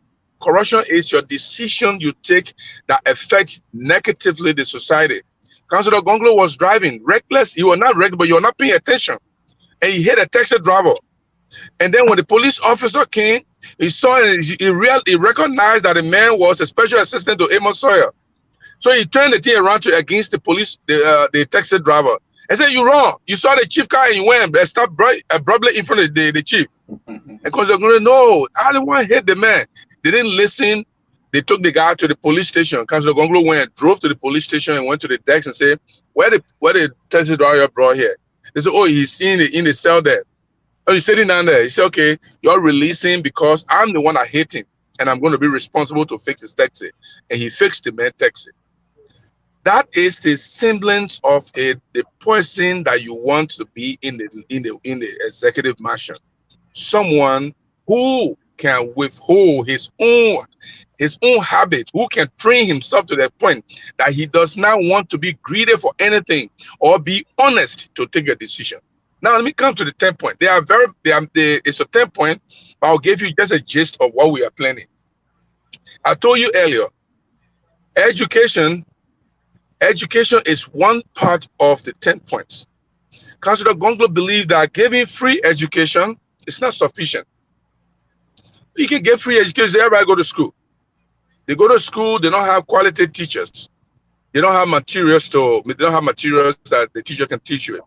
So you see the mass graduation from high school, and they are not able to even pass. About 18, I don't know if I'm correct. Some of you you're correct me. About 18,000 students took the University of Liberia test and all of them failed. That's what mass education can do. So what we intend to do, or what Councillor Gongloe is going to do, is to first equip the teachers, equip the schools, because the free education is definitely going to come, but it's to empower the teachers either by paying them better so that when they are selling grade to a student, they know that they are going to lose a job that pays them well, and the money they're going to take is not going to help them. They will refuse that bribe from the teacher, from the student. So we equip the teachers, equip the schools. Then when you get free education, the free education will be quality free education. The other part of the dream is investment. And now everybody is talking about, oh, we want to bring the company, let's bring the company. Okay, how are you bringing the company? How do they stay? How do they develop the counties? Well, because the Gongloe, he found a way to do that. He said, look, Gibson, for instance, in that plan, this is the idea in our plan. Because I got to sit with him to learn from him. What you really mean? Talking about developing, the trade, encouraging trade in the various counties. He said, Gibson, if you brought a company, you wanted to start your company in Monrovia, and I say, okay, in Grand Cru, there is no company in Grand Cru. I want you to go in Grand Cru and start your shoe company, your shoe factory there. When you go start your shoe factory there, I will give you 3 years tax-free. Then after the 3 years, I will give you a tax reduction, but I want you to do X, Y, and Z. Build a road from your company to the city and build a road that you will take to go to the next time. That's why we're giving the tuition free. When our company goes and establish in Grand Cru, they build our road, maybe they build a school or they help with the school, and then they produce their products. That means Grand Cru is now producing. And the other thing is, people in Grand Cru will now get jobs. The youth, the young people, the women and men, they will now get jobs because there's a company that are producing and it will employ them. And the more people that get employment, more people that get money in their pocket, they are able to build their own houses, they are able to build their own little business. So that's how the trade is going to spread all over the country. What's about the rule of law? We talked about it earlier. We're starting with the audit reports. A commission will be set up. The audit report will be reviewed. Anyone who is prosecutable, because there should be evidence. Some of them you have to have a preponderance of evidence before you can prosecute them. Some of the audit reports, they may be shady, they may be problematic, they may not be prosecutable, but the ones that are prosecutable, that are glaring evidence, they will be prosecuted, and those people who will be prosecuted, if they are guilty, it's a crime, they go to jail. The government official in his government see former government official going to jail for stealing money in the past. You who in there now, you better not try it. That's another way for us to instill the rule of law in the country. He said, one of the things he said about rule of law is he will place an executive order. Any government official, representative, senator, cabinet minister, director of parastatals, if you interfere with a police arresting a relative of yours for violating the law, the government will come in 4 cycles against you. That way, government official will not go and foreshadow the police officer. Oh, you know that my sister there? Hey, man, go over here, man. And then the police officer will not be able to execute their job. Anyone who interferes with police job, the government will come in 4 cycle against you to ensure that you stifle the police operation. So those are things, the health situation. All of this, we got health and other things. So we got a lot in the 10 points that we can always discuss, and I'm always be happy to come on. And as I talk to you, I just came from Banga. As you call, when Gabriel called me, I was driving from Banga, and so I just arrived at my house here. And let me tell you a funny thing before I let you give your other question. Councilor Gongloe came to me in the yard. He said, "Where are you?" I said, "At home." He said, "Okay, I come in there." He came here, and we are carrying him upstairs, past the other house. I carried him upstairs, showing him around. When he was about to go, he said, "I got something to say to you." I said, "What is it?" I thought he wanted to say, "Oh, my man, I want you to go so and so place." He said, "Gibson, you did good for yourself. If we win this election, and if I had given you a job to do, and I see this building, you will go to jail for it." That is the man we are talking about. That's good. That is the man we're talking about. The man came in my home, I can't threaten me when the government ain't even there, yeah. That is the man we're talking about. He does not have friends. Can I come in 1 minute? But let me pause. Can I ask a question? Yeah. Let me ask my question. Alfred, you are muted. So yeah, I was saying, let me go to my sister so she can ask a few questions, and then we'll give Gabriel right after you ask a few questions. Before I proceed, can I ask a sensitive question, Mr. Jerue? Yes, any question? Are you a journalist or present journalist or former journalist? Okay, thank you very much. First of all, journalists, they don't have end. It's just like once a president, always a president. Once a journalist is always a journalist. At this point, you retire, I'm a media person. You're not active like before. You're a media person. No, not active like before. At this point, I'm a PR person now. PR in media. There are three sections. There are three sections in media. You got the independent journalist, you got the propaganda journalist, and you got the public relations journalist. Media people. So currently, I'm doing PR. Now, what's the difference between propaganda and PR? The public relation, what I'm doing is for me to explain the vision of my political leader and the way forward. And the propagandist, the propagandist will lie on other people to make his principle look good. In the end, that kind of propaganda does not work. For instance, I said George Weah was unable to develop sports in Liberia to the point that our soccer can go anywhere. It's not a lie, it's true. That's what you have said, no, that Liberia can go anywhere, but this man is a Samuel Doe did more sports than George Weah. Chartered did more sports than George Weah. Okay, Chartered, George Weah went to work African Cup of Nations. So yes, I am a public relation person now. Selling your market beautifully and breaking down the other political leaders. That's what I've noticed, and that's what I'm seeing from you this morning. No, we are making a distinction. I listened to you when I talk.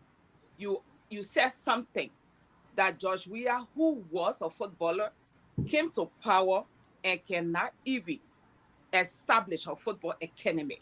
And I'm saying this and asking you again. No. He didn't say establish football academy. He said was working to power and football is not successful.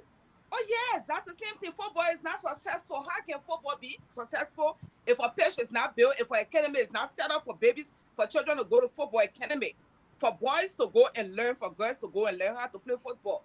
That's the same thing, the establishment of football. And I'm saying today, when George Weah came to power, we all knew how the country was empty. What President Weah is doing, no president did it before. President Weah put in his time in the old folks, the vulnerable others in Liberia, those in which he's taking care of. I prefer taking care of the old people, putting shelter over them, than to even make football my priority, because I know football will come. And in building shelter, where did he build shelter for old folks? Ask all the people on the show here. George Weah have a lot of places. You are the one talking. You in Liberia, right? You in Liberia now, right? I want you to go to Buchanan, take a drive in Buchanan and see what he built there. George Weah have an all folks home set up in Buchanan presently. Morovia, all over Grand Crew, Sino, all those places he have all folks homes. Even the Morovia Nuku town. What happened to those old people that George Weah built houses for? And you want for George Weah to go and bring about football, building this, doing that, when people are vulnerable in the streets. You made mention of the vulnerable adults, the vulnerable youth, what the Liberian people call Zogos. What happened when they put them in YMCA? They themselves looted YMCA, took their own materials and sold them out to the public. What you guys want for George Weah to do? I listen to you keenly. You are marketing your political leader while you are tearing apart another people, political leaders. That's not fair. And you just distinguish between journalism. This one, a propaganda journalist, is where they lie on the journalist. This one is where you market your own product. This one, you are not marketing your own product. Rather, you are being a proper, I don't know how to even term that. You are here tearing other people apart and you call yourself a media person. You are not a media person. Rather, you are. I like you already. Thank you. Deborah. I like you already. Okay. But I'm going to check though if I because of that I'm going to begin tomorrow. I'm going to begin tomorrow. I want to see tomorrow, and you see those properties that he paid for the vulnerable adults. You should get me a gift. Listen, the operations of government is not by one stroke. Okay, George Weah giving the power. Not because of one stroke. You know, Obama said we chew gum and walk at the same time. So you cannot be chewing gum and say I'm chewing gum and they walking beneath. I don't get time for it. While we walk, we chew gum at the same time. So Joshua does not have a one-stroke operational objective, or he was not given a mandate for one-stroke operation. So this is why in government, we the Gongloe people, we are not oblivious of the fact that he must have done one a good thing or two. But my sister, look at this. Look at the life we are living. Joshua is unable to attract. You know what government is like? Hold on. The government is the largest employer right now in Liberia. The way to remove poverty among the people and empower sector development system. In the private sector development system, we have concessions and companies and that come and bring money into the country and employ people. George Weah has been unable to attract investors who will impact the economy. This is why our people are suffering, because they don't trust his administration. That's why when you are electing people, you ask yourself, are they going to say, let's wait and see, or they're going to hop onto it? When Ellen was president, you know what happened? The United Nations was here. Apart from the United Nations being here, there were companies that were coming, concessionaires that were coming. I'm not suggesting that everything that was done in Ellen government was right. In fact, I'm one of the most critic of Ellen Johnson government, but there were concessionaires that were coming. People were getting contract. Local NGOs were getting contract from UN. Local NGOs were getting contract from international NGOs. So all of these things were helping to employ people. So it reduced the stress on government. But what is happening now? Instead of President Weah encouraging foreign investors, he is not. He is unable to do it. All he does is to ask for money, loan. When George Weah was president, when Ellen left, the debt level in Liberia was 800 million. As we speak today, ask any of your political leader, the debt we have now is nearly 2 billion. Nearly 2 billion. So from 800 million to 2 billion, that is whooping credit. Now we just passed another concession or loan agreement. This is the man who is asking for $65 million without telling them what the $65 million was for. Well, it's not the only problem. The legislature too. That's why we are changing people. The legislature approved it. 65 million. What is it for? There's no explanation from the government why the 65 million will be applied to.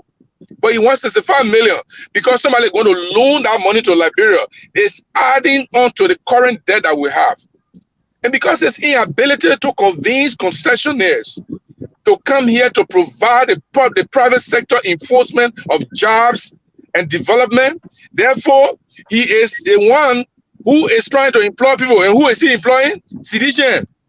Oh, because Citizen don't get a job, I mean, I put Citizen there. I can tell you now, I have been doing my own investigation. One offer, you got 5 people doing one job because the government wants to accommodate them. They don't have any job to do with government put them there because they are citizens. So it is. We'll be here. We got maybe 1 hour or so to speak to get. I'm here. I'm not running anywhere. That's part of my job here. Because I got a few things I want also to talk about politically. But let me go to my brother. Because I got my question here. I wrote it down carefully to ask you.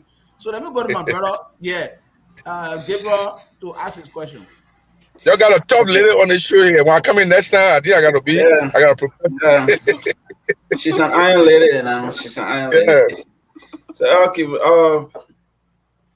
So you know, Liberian people, Mr. Gibson, Liberian people are beginning to perceive or analyze something. You know, the people are thinking that there are some political disruptors. That is, they know that they don't have the political capital, they cannot make it even to the second round. And these people are a puppet of Ellen Johnson Sirleaf. She's there as a, let's say she's putting these people as a snowplow to just plow the road for her favorite, political ally, President Weah. And I'm not the one who said it. This man, Darius Dillon, said Eddie Johnson said it. Yeah, hold on. We'll get to the lines. We'll get to the Darius lines. We'll get to the line. Darius Dillon said Kumi is working for Eddie Johnson Sirleaf. Musa Belede is there. Normally Kanga is there. So I just want to know, I want you to be very transparent. Does Tiawan Gongloe form part of the list?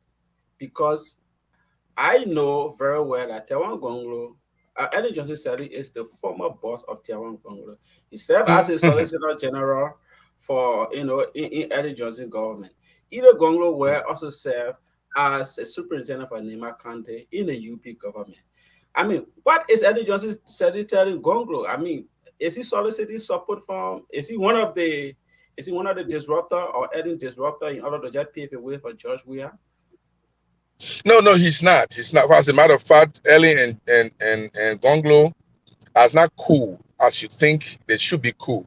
As you know, Gongloe served as Solicitor General for 3 years for the Ellen government, and he was promoted to the Minister of Labor. And while he was there, for 8 months, he resigned on policy difference. So after he resigned on policy difference, since then, there's not a camaraderie that is between Ellie and Councillor Gongloe. So we can't say they don't speak. We don't say they are enemies, but there's nothing like common conjecture between the two of them. It's not there. But you made a great point. Yes, I was on a panel, and I am on a panel of Spoon Talk, and Darrell Dillon was invited, and he said that Ellie invited them to support Cummings. And so I believe that Ellen has interest in several other people as well. So yes, I think Ellen is frantically trying to make herself the queen. She gave us George Weah because she knew that after George Weah's, or because of George Weah, she will be. Now people are praising Ellen that Ellington was better. That's what she wanted. Because she uses a stooge to promote her own agenda. She knew that she had excess baggages. She knew that she did so many things that she will go down in history as the worst president of Liberia. She said, no, I'm not going to let this happen to me. I'm going to pull one of the most ineffectual and someone who will not know what they do, and they will make me the queen.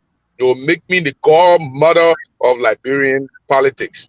And so she did everything and pulled George Weah. Thank you so much. Once George Weah is there, after just minimum, let me just do a follow-up. After George Weah is there, see what happened. The first 5 ministers that were appointed when George Weah took over were carried over from Ellen government. All of them were carried over from Ellen. So yes, it's true. People are saying that, but I don't have evidence. But politically, I would say yes, she is. So that's what I can say. But Gongloe is not, my brother. I never even sat in the meeting where Ellen appeared or they quoted Ellen. All the meetings I sat in, I never hear. Mr. Jerue, from the analysis now, it seems like I listened to Spoon this morning. I listened to all of Pools, and let me just try to thank the Gongloe team, because it seems like the Gongloe is trying to outshine Mr. Cummings. So Mr. Gongloe is becoming more appealing something. So I mean, will you accept Ellen's support? If she really come to support you, something like that? I haven't read it. I was just about to. So let me crack the joke. Ellie. The answer I gave you. Jesus Christ, when you used to answer those days, you ask question with answer. Let me crack the joke, and the joke will answer your question. So Ellie is trying to help Cummings, and Gongloe overcome Cummings, then we must go and ask for the same help. So they will accept any support. Hello, we're not going to go there. If Ellie want to go vote for Councillor Gongloe, let her go ahead and her secret ballot. But we can't go. She have comments, and he said comments dropping. Then we will go there to ask for help, and we will drop too. So we're not going there to have any help. Better come together, your four hands on the president. That's a great. You'll be divided all over the place. Yeah, let's come out of Syria politics. Nice. Mr. Jerue. Yes. I stand to be corrected on this, but in the last 2 decades, right, where in the last 2 decades from where President Sedi became president for 12 years, and now we see a presidency of President Weah. Our political landscape is so diversified. I stand to be corrected on this one. There is not this strong base of a political party in Liberia. Every political party struggle, even within their so-called quote-unquote, base. But historically, there is no political party in Liberia that have got, a very strong political base, vis-a-vis election after election, right? Yeah. How can do you really think Mr. Gongloe will really be able to establish, because you said you guys are late, right? And one of the things that I see that political parties struggle in Liberia with is the issue of having a political base, and having a political base is very pivotal when it comes to numbers, because election is about number, right? And if you don't have the local standing, if you don't have a local, politics is local. Nobody will tell you, say, we are here talking here, we stay here, we don't have no, say in terms of election, I will be playing like because we're not there, right? So election is always local, right? So do you have a political base, to seriously challenge the incumbent? I know very well that you have a political base. There are 2 ways we look at political base in Liberia based on my experience as a journalist and looking into the political dynamics of Liberia. There are 2 constituencies which are based on the division of the country and the people who live there, the identity politics that has overtaken Liberia completely, which is considered a very major political base in Liberia. For in the political identity, what I'm talking about is somebody is from Grand Bassa County, like Councillor Bronsky, and he always wins Bassa because he's a Bassa man. The Bassa people will support him at all costs. That's political identity. So that's the kind of constituency that is actually overtaking Liberia. If you take that for a discussion, we'll say Councillor Gongloe has one of the largest political identity in our country, a constituency, Nima County. So Nima has about 400 people, registered voters right now. Nearly 400 registered voters. 400,000. Yeah, 400,000. Yeah, from nearly 400,000 registered voters right now, and more than half of that group is going to vote for Councillor Gongloe.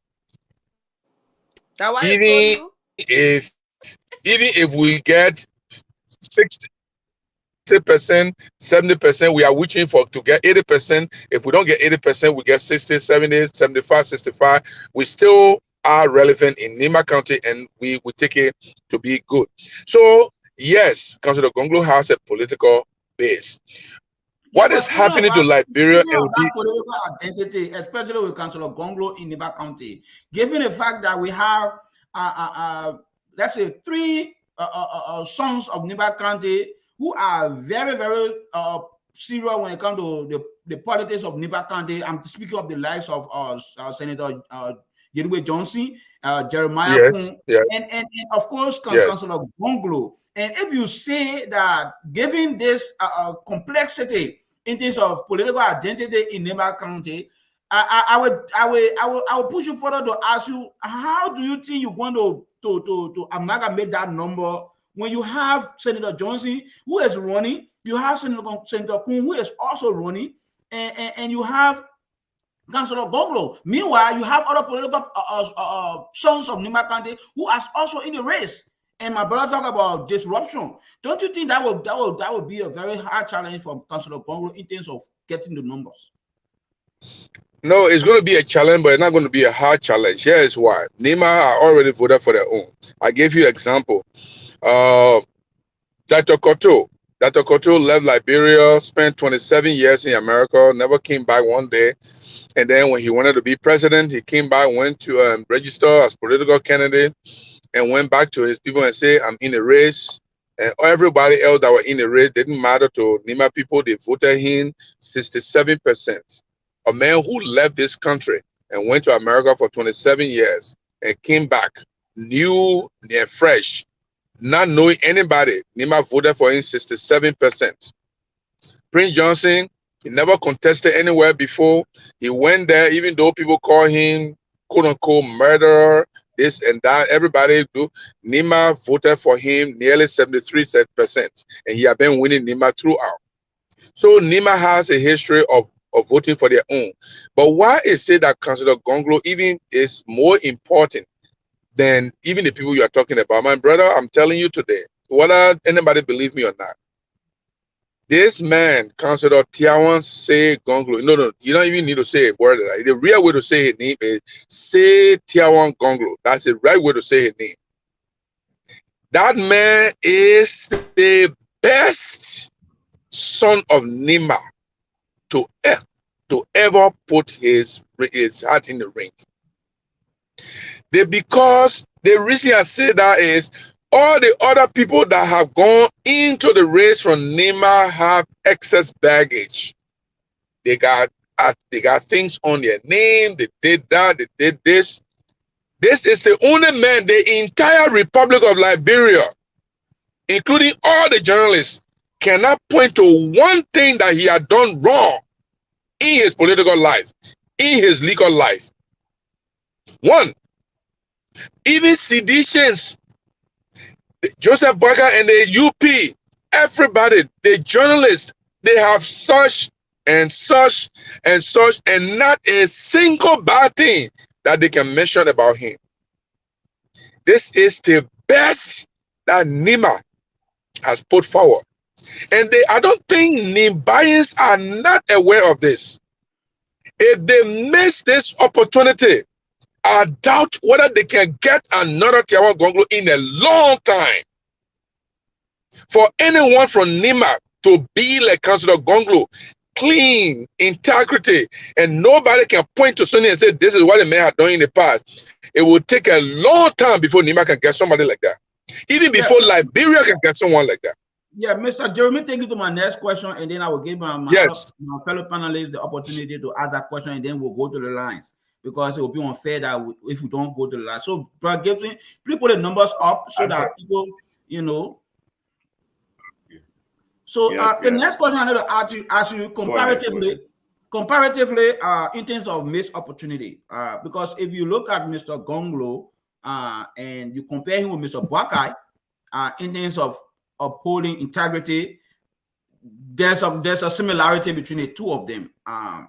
So comparatively in this election, do you think there was a missed opportunity for Mr. Gongloe, given the fact that if he had worked with Mr. Boakai to have a team, the Boakai Gongloe's team, do you think there's a missed opportunity there? No, it's not.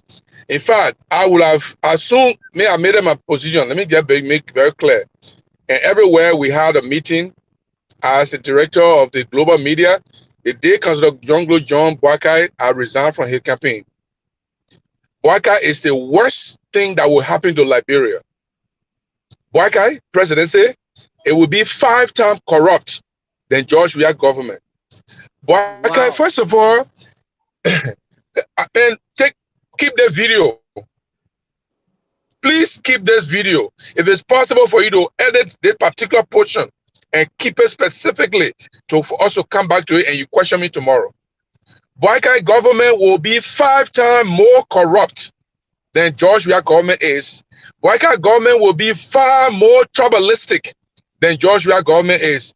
Boakai government will be 5 times vindictive than what George Weah. Let me explain to you. Joseph Boakai, first of all, he does not know how to manage money. Joseph Boakai was getting $2 million a year for 12 years. That is $5,567 per month for Joseph Boakai. This man was unable to keep that money and transform it into something that will bring another money after he left power. He has no business to turn that money around. And today, Joseph Boakai, he told us from his own mouth that he is living on loan. He's living on credit. If that is a political statement, he's trying to impress people, he just shot himself to say, I'm living in debt. My life I'm living right now, I don't get money, I'm living in debt. Number two, if I just passed the Joseph Boakai area last night. No, that was on Thursday. Joseph Boakai he has a car parking in front of his house. They park there and they pay, and that money he pay his security.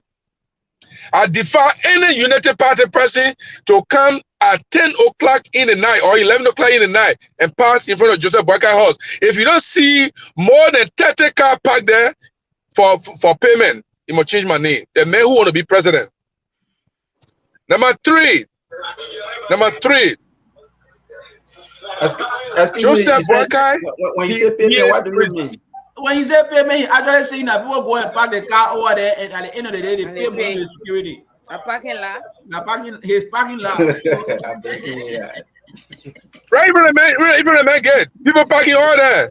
People parking all there, they pay the money to him, then he pays security. I want to give my fellow panel the opportunity to ask that question. But let me give you another one. I bet you. Let me not leave halfway. Let me give you the other one, which is more interesting. Hold on. I want to push you on this one. Hold on, Mr. Jerue. Hold on. I want to push you on this one because I have my panelists here. I want to give them the opportunity to ask them because I don't want to forget this question. Now, if we were to talk about the second round, because historically our election always go to second round. There hasn't been a candidate that just come and win an election outright. Given the comparativeness of this election between these four candidates, Joseph Numa Boakai, George Weah, Alexander Cummings, and that of Tiawon Gongloe, or say Tiawon Gongloe, right? And we have seen over the past few months or year, the complete disarray of the opposition. There is no unity in the opposition, evident by the collapse of the CPP. Will your candidate be willing to join ANC Cummings or Unity Party Joseph Numa Boakai in the second round? He just made okay, so let me do it like this for everybody to understand everyone who is listening. The Liberian People Party will make a decision to join Joseph Boakai or George Weah in the second round. I have no business with that. Mr. Cummings and so Mr. Cummings and Joseph Boakai and George Weah? Mr. Cummings and that of Joseph Numa Boakai, because these are people in the opposition. Okay, thank you, Mr. Cummings. If the two people, Cummings and Joseph Boakai, which is unlikely to happen, but if it happens, the party will make a decision who is the best or who is the lesser of two evil. For me, I consider them two evil, but one there is less and one there is greater. I will come to that. That's a party's decision to make, and the party decision will affect Councillor Gongloe as a presidential candidate for the party. Councillor Gongloe has a prerogative, the right to say the party will support them, but as a candidate, I don't want to do that.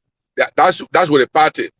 But there's another dimension of the Gongloe presidency. They call it the global movement, Gongloe global movement. They also have the right to urge Councillor Gongloe to decide who to go to, whether to support Joseph Boakai, who lived in debt for the last 6 years, or to support Cummings. Then there's another one, an individual basis, which is where we come in. I'm an individual Gongloe supporter. I'm not an LPP member. I'm a Gongloe supporter. I'm a global movement Gongloe member. Okay? But I'm not an LPP member. I don't have LPP ID card. and I'm not saying it's a bad thing too or it's a good thing. If the two of them, if Joseph Boakai and Cummings go for runner-up, I will vote for Cummings as an individual. Thank you, bro. Abraham. Gabriel, get a number rolling, yeah, so that the people can call. Yeah, Gabriel, please. Put the number up to our viewers. Just let me know whether it's your number here. Let me see. Are you okay with it? Yeah. Yeah, go ahead. Okay. Yeah, I'm a number there too. I'm already saying my number. It's okay. My two numbers are okay, brother. Oh, okay. Yeah. So the WhatsApp number is there, and the US number is there. You can call if you want to make a contribution. Yeah, go ahead, brother Massaquoi. So yes. Well, I like the fact that our brother talked about the second runoff and how decisions will be made. But I think when you look at the opposition, the goal of the opposition is to unseat the ruling establishment. And if any one of these political parties go across, okay, take the call. Oh, okay. Caller, where are you calling from, and what's your intake? Good morning. Good evening there from South Korea. Good afternoon, Liberia. This is Abraham Boyko Makin joining you guys on that more time. Yeah, go ahead with your question. Go ahead. Please tell him to be audible. Can you please be audible, please? Yeah. Let me appreciate you guys for the time. Yeah, I've been following the show. Thank you guys. Doing a very great job. Started off with joining you today because of some other technical issues. But, I listened to Mr. Gibson, and I just want for to be fair to Liberian people, right? Mr. Gibson, I want to believe he's still a journalist. And we all understand that journalists are neutral people who support the country in totality. But we see journalists taking side these days, and we are deeply afraid. I'm deeply afraid. I think the question is, the credibility as a journalist. And I think I know Mr. Gibson to be an editor or maybe a newspaper owner.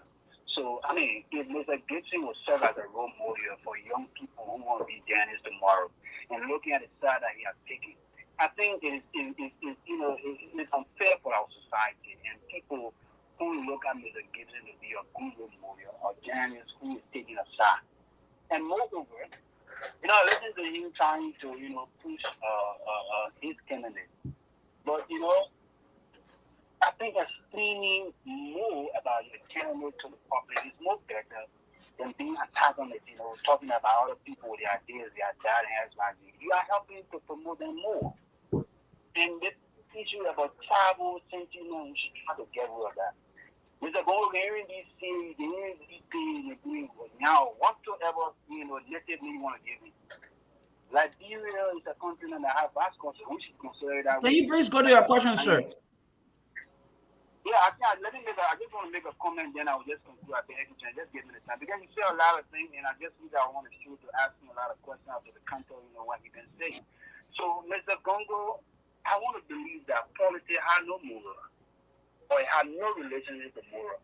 Because Mr. Gongloe, he's still one of the most corrupt government in our country. So how can you be telling that this man is clean, is perfect, when he's serving one of the worst government in our country, on a lot of corruption? If he had moral, or he's clean, the best thing he have done was to resign. But what happened? It's spun a lot of opportunities for the youth. So my question now to Mr. Gibson, what's the next story now that you're going to come up with to convince Liberian people? Because Mr. Gongloe, I'm not convinced that he's that clean person as you are saying on the platform. And moreover, what's the trust and confidence now that Liberians youth that I want to become journalists tomorrow? We're having people like Mr. Gibson, who now is taking another side. Thank you, caller. Thank you. Thank you.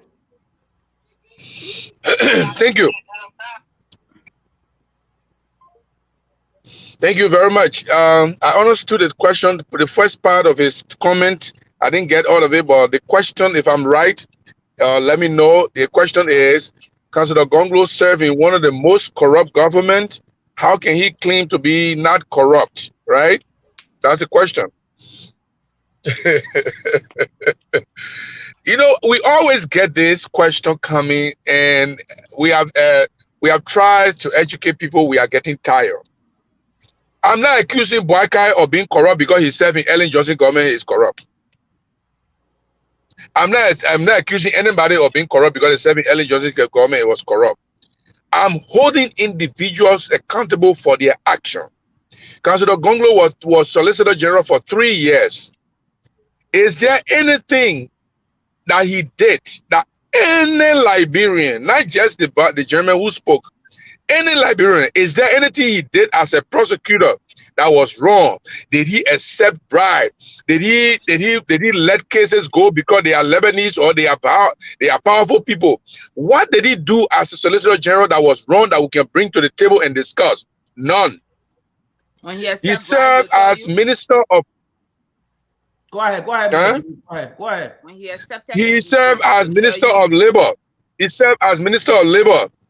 In fact, today, he is the one that raised the alien work permit to $1,000 so that Liberians can be able to work in the position that Lebanese people go and bring their family member and work. He raised that. Today, Liberians are benefiting from that. He served 8 months of ministerial position as Minister of Labor. Is there anything that Councillor Gongloe did as an individual in a corrupt government that he's talking about that we can hold Gongloe today and say, you were corrupt? You are talking about other people being corrupt. Not only that you are in the corrupt government, but you yourself, you were corrupt. Is there anything, any Liberian, anywhere, journalist, anybody for that matter, is there anything they're able to mention? None. Did he remain there? No, he didn't remain there. It took him 3.5 years or 3 years and 8 months to realize that he can no longer be in Ellen government, and he exited. Did Joseph Boakai exit? No, he didn't exit, even though everything was happening. 3 years and 8 months was sufficient for Councillor Gongloe to realize that he can no longer be in this government.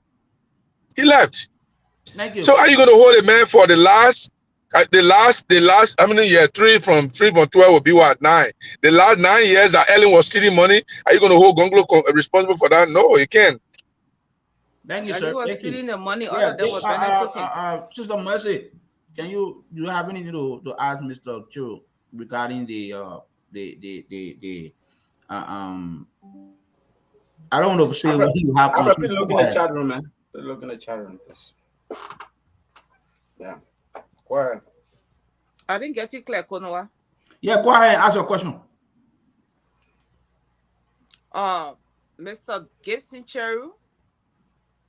Yes. Was there a problem, or is there a problem for which the son of Nimba County, the 2 sons of Nimba County could not born to unseat my president? Rather, one of the sons went to Lofa, and the other son is still standing by himself. Is there a problem between the 2 sons? No, absolutely not. Why absolutely not. Well, first of all, there was nothing to talk about division in the first place. The other guy, who is a Sando man, mostly Sando, father Sando and mother Nimbayan, who claimed to be a Nimbayan just because he wanted to vote for Nimba at the time. Well, say a mother from Nimba, we take him to be Nimbayan too, right? But this man, you know, he's been seconded by Prince Johnson. Prince Johnson wanted to control the politics in Unity Party, and he did it with him to control the Unity Party politics. Now, this man was with Josh Weah. Prince Johnson was Josh Weah. He could not even second anybody, but he still determined the way for Josh Weah to win, and Josh Weah won Nimba County, which gave him part of the glory that he received today. So when Prince Johnson no longer was going to be with Josh Weah, he needed a party to control and to manipulate, and he succeeded in getting the Unity Party. So he seconded Jeremiah Kuhn to the party. Jeremiah Kuhn has a lot of excess baggage. I mean, his upbringing was very bad. He used to steal goats, go to jail, steal chicken, and sell them. He stole goat in Guinea, and they jail him in Guinea for stealing goats. He stole chicken in Nima County. Let us sue me and see what I documentary. Let us sue me. Mr. Jerue, I will try to hold you there. I will hold you there. You know why I will hold you there? Let's stick to the issue. I'm telling you. No, let me tell you something. Let me tell you something. This is what I talk about when you have issue with Gongloe, you bring it out. This is politics. Everything is on the table. Everything is on the table. Once you decide you want the highest office, once you decide you want a higher office, even how you lay down with your wife in the room is on the table to be discussed. Liberians are not used to it, but we snap it there because it is the way politics is being discussed everywhere around the world. We critique our leaders. We search their bedroom, we search their bathroom and see dry bones. And everything is on the table. Everything is on the table. Yeah, but equally so, I'm sitting here, I'm a politician too, but I want to say to you that we have to be very mature in the discussion. For you to come here and just blankly say that Mr. Kuhn is a thief, is outrageous, and is unacceptable. This is a senator, and he represents our country. But the senator just said it now. Listen. Now the senator himself has admitted to it. The record is in Ganta at the police station, where when he was coming up, he stole chicken and they arrested and they carried him to the police station in Guinea. But that's how we're talking about. As a leader, if you have a bad beginning, you can carry that bad beginning to office. That's what we're saying. If that man can steal goat or steal chicken, how do you know the man become president? You will not steal your money. He will not steal. No, you don't have to base on it. I'm just telling you. I'm giving you information. You can reject it. And we'll be right back. Let's take a break. Even a judge, we have followed here, TNT, something there, no problem. Financial institutions around the world. Corruption is a social danger because it feeds organized crime. It destroys nation states. It imperils opportunities, particularly for women and girls. It facilitates environmental degradation, contributes to human trafficking, and undermines whole communities.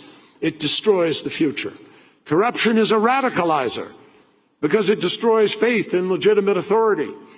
It opens up a vacuum which allows the predators to move in.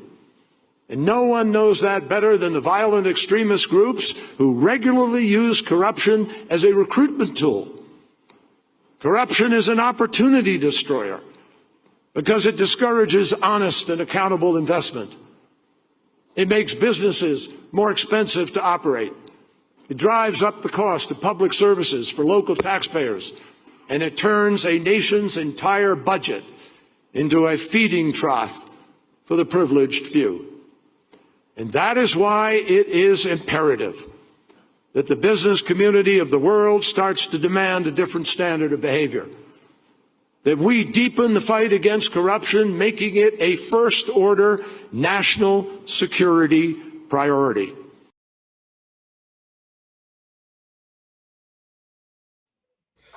Yeah, thank you so much, Gabriel. We'll go to the comment section and take a few comments, and then we will ask Mr. Jerue to get his parting comments. If no one has any more questions for him. Yes, gentlemen. First thing, before we go there, I would just like to accept that what Mr. Jerue said here, I mean, Mr. Let's say the senator himself alluded to that. I even listened to him. He said at one point he tried to give the good sort to create that obesity and make it a little bit big that people will see and buy, which is insincerity in business, it's dishonesty. So these are kind of things we don't trivialize. You know, I mean, these are signs of dishonesty. We don't trivialize them. Sometimes we the fire will be branding up before we start trying to take precaution, but it's time now we take precaution. So I know we have been here for a while. My only last question to Mr. Jerue is, I mean, with all the vicious attack and other things, I mean, what are the common ground for reconciliation? Let's say Mr. Gongloe go to, let's say Mr. Gongloe make it to the second round, and now, I mean, with all the bad labeling, people call him Boakai old man, he has a pacemaker, he has this. Some remarks are even derogatory, condescending. I mean, what's the face you have to walk back on that decision and go and ask him to support you? I mean, are you leaving room for reconciliation? Are you leaving room for negotiation? Because you cannot just go vicious. You cannot just be, so bombastic against Yeah. like that. Yeah. I'm getting you.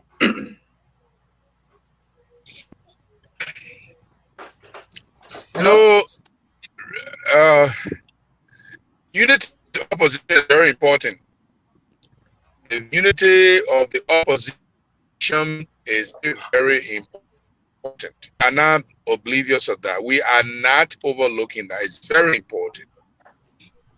And in the second round, if any opposition goes against the party, the Liberian People Party, will determine where its voters can go. The Gongloe global movement with Councillor Gongloe will determine where the voters go. Personally, as Gibson, I will make my own determination. I don't follow the crowd. If Councillor Gongloe says, let's go and vote for George Weah, I can tell you, no, Councillor, I'm sorry, I'm not going to vote for George Weah, or I'm not going to encourage anybody to do that. Because that is why he encouraged us to do. We should be able to say no to him. It's not like that. So we must, the opposition must unite. But in this stage, every political leader will have to be distinguished from the other. People don't understand it. People think that when you speak against Cummings, when you talk about the bad things that Cummings may have done, you talk about the bad things that just have done, and there's no bad thing that they can talk about Gongloe, then you are attacking Cummings. You are attacking Joseph Boakai. Oh, why are you attacking the opposition? We are fighting George. We just fight George. No, that's not how it looks. In this stage, go for the rest of the people. And they make the decision and choose the wrong person to go against George Weah. Let them know that they took the decision even though they have the information. And I'm telling you today, my brother, even as much as the opposition should come together, neither Cummings nor Boakai can beat George Weah. And this is why. And I want you to mark this portion of the video that I'm saying now. I want you to mark. You Joseph George Weah or vote for George Weah. Because the Unity Party people have antagonized Cummings to the extent that his supporters are angry with Joe Boakai and the Unity Party. So they will not vote for Joseph Boakai. Cummings goes against George Weah, the Unity Party don't like Cummings, they don't like to be president, they will encourage the supporters not to vote for Cummings. The only option that we have, the only person that can unite the two groups is Councillor Gongloe. He has not done anything to any of them. He has them work in the ground with them, and so they will feel that it is easy for them to identify with him.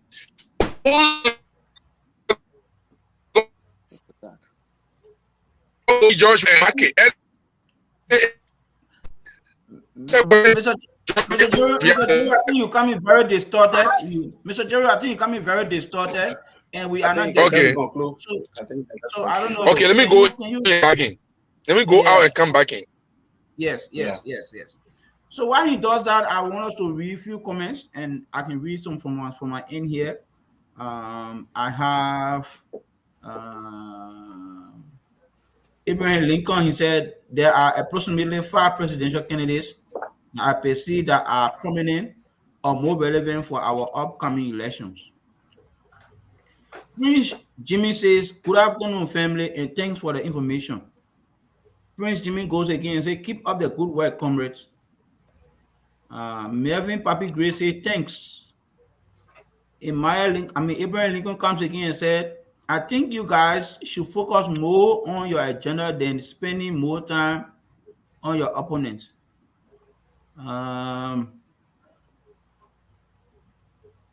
Let me see who there again. Cristiano King said, Cristiano King said, "All the members of the opposition bloc always tread on lies. He asked to resign for gross of ineptitude by Ellen, period." I think that's all the comment we have for now. So yeah, Mr. Jerue, if you can hear me, we want you to have to give us your parting comments, and then we'll say thank you for coming on the show. First of all, the person who wrote that comment, the person is living in Ethiopia. I don't think they're living in Liberia or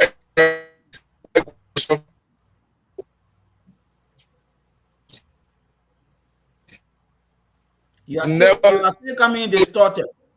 Yeah, it's the rain, you know. It's rain. Yeah, rain. Hello, you hearing me now? Yeah, go ahead. Yeah, you are okay. Yeah. He was never told to resign for gross ineptitude. As a matter of fact, Ellie. Oh. Yeah. So, Brother Masakwe, you listen to Brother Chiro selling out his candidate here. What have you to say in terms of his deliberations? You are muted. Yeah, I think he did a good job in terms of trying to sell his candidates, but again, it is the political field we are in now and about to get into campaign, so we expect more of that. The only thing about the Gongloe camp is I expect them to do a lot of work because Taiwan has a very good character in terms of his moral and moral character and how he carries himself, but in terms of being connected with the Liberian people, he has a lot of work to do. So his team needs to get out there and really work if they want to succeed in the election. I heard his numbers are doing good now. They have to do more work. Okay, hear me now? Yeah. Okay, so in my parting comment, what I want to say, brothers, it's time for the media to give back to Gongloe. The man has represented the interests of the media for decades, representing journalists. Even now, as I speak, he still does free work for journalists. So the media owe him some level of gratitude.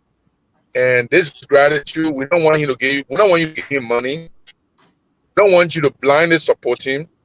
We want you to correct the facts. People speak them.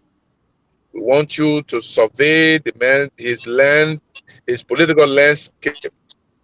And if there's a need for you, the facts, all we want is to do for him.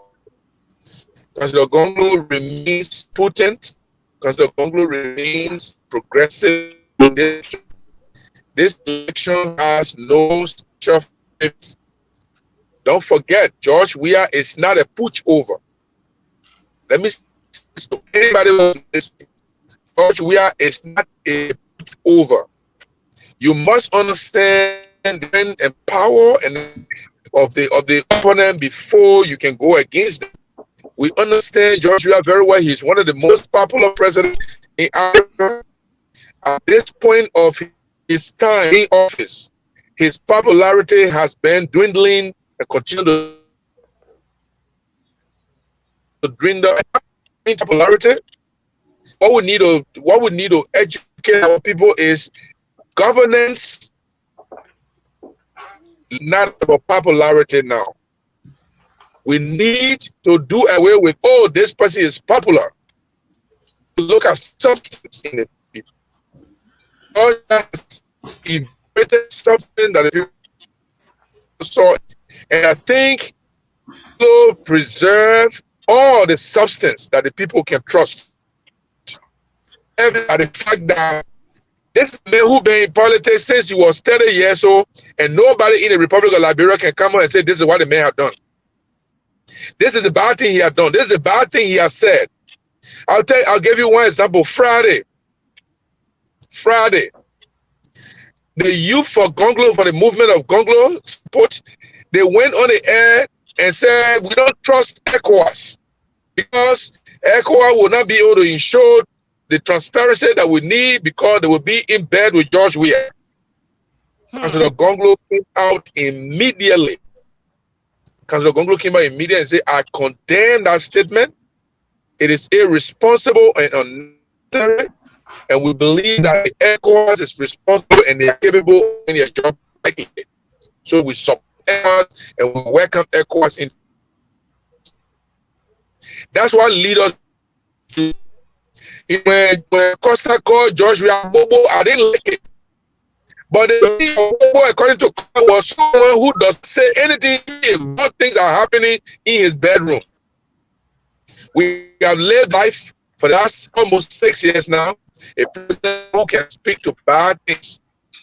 Your auditors are dying. People are dying mysteriously. And you don't even come up with it to make a statement to warn or to put security alert. Then Gloria Scott, and then they are so serious to prosecute Gloria Scott just to make name out of it. I'm not saying Gloria Scott didn't do it or did do it, but they see energy and they see risks that they have Gloria Scott's daughter being murdered. They should have put all of that resources and vigor in the murder of the auditors and the rest of the other people that were.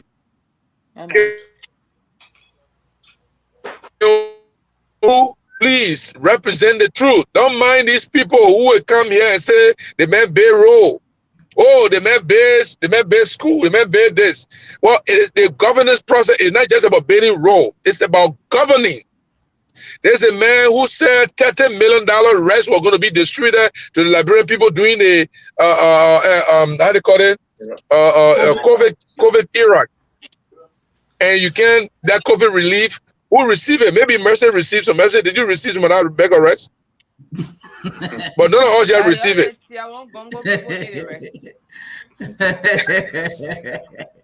Thank you so much, Mr. Jerue. We hope to have you again. You know, but I want to say thank you very much. Yeah, thank you very much, gentlemen. Please continue your good job. Don't waver. It's getting heated, so we'll always have you here to come and share your thank you so much. We'll look forward to anytime. We'll look forward to see you again. Thank you. Anytime, anytime. Let me know. I will come in. Yeah. Thank you. Thank you. Okay. Bye, guys. Yeah. Bye. Yeah. So I will start with you, Mr. Abraham. You listen to our guest today for today's show. And he's trying to say his candidate, given the fact that we know that, you know, Mr. Gongloe comes with a wealth of experience and, you know, he's someone with a lot of integrity. You know, there's no doubt about his, you know, competency in terms of his, in fact, he's one of our best legal luminaries in the country. But with this election, do you really think the Gongloe media team going to do better in terms of their messaging? Well, like I was previously saying, you know, he was doing a good job in terms of marketing his candidate.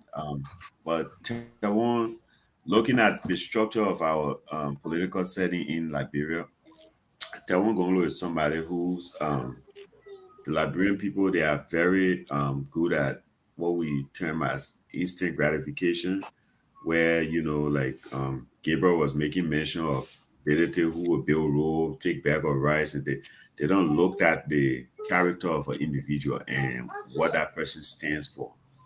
They always want things that people can do within that time. They want something from them, and they pay back by giving them their votes, which is unfortunate for our country. I hope the media team for Taiwan Gongloe can do more education on various radio stations and other media platforms in terms of educating our people the importance of um, knowing what you are voting for, the importance of voting for a candidate for because when you give your vote out, it's not just about you.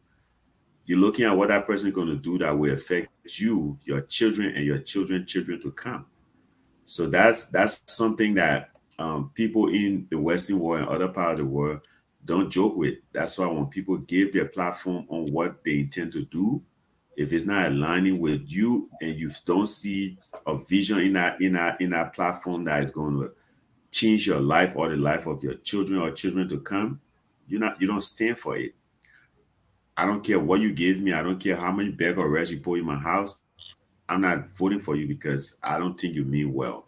So if our people can get to the point where they understand that voting is not just because of what somebody can give me or a bag of rice or build sometimes they don't even build road. They just take the grader and just run through the community with it. And, everybody, the man fixed the road and they're going to vote for him.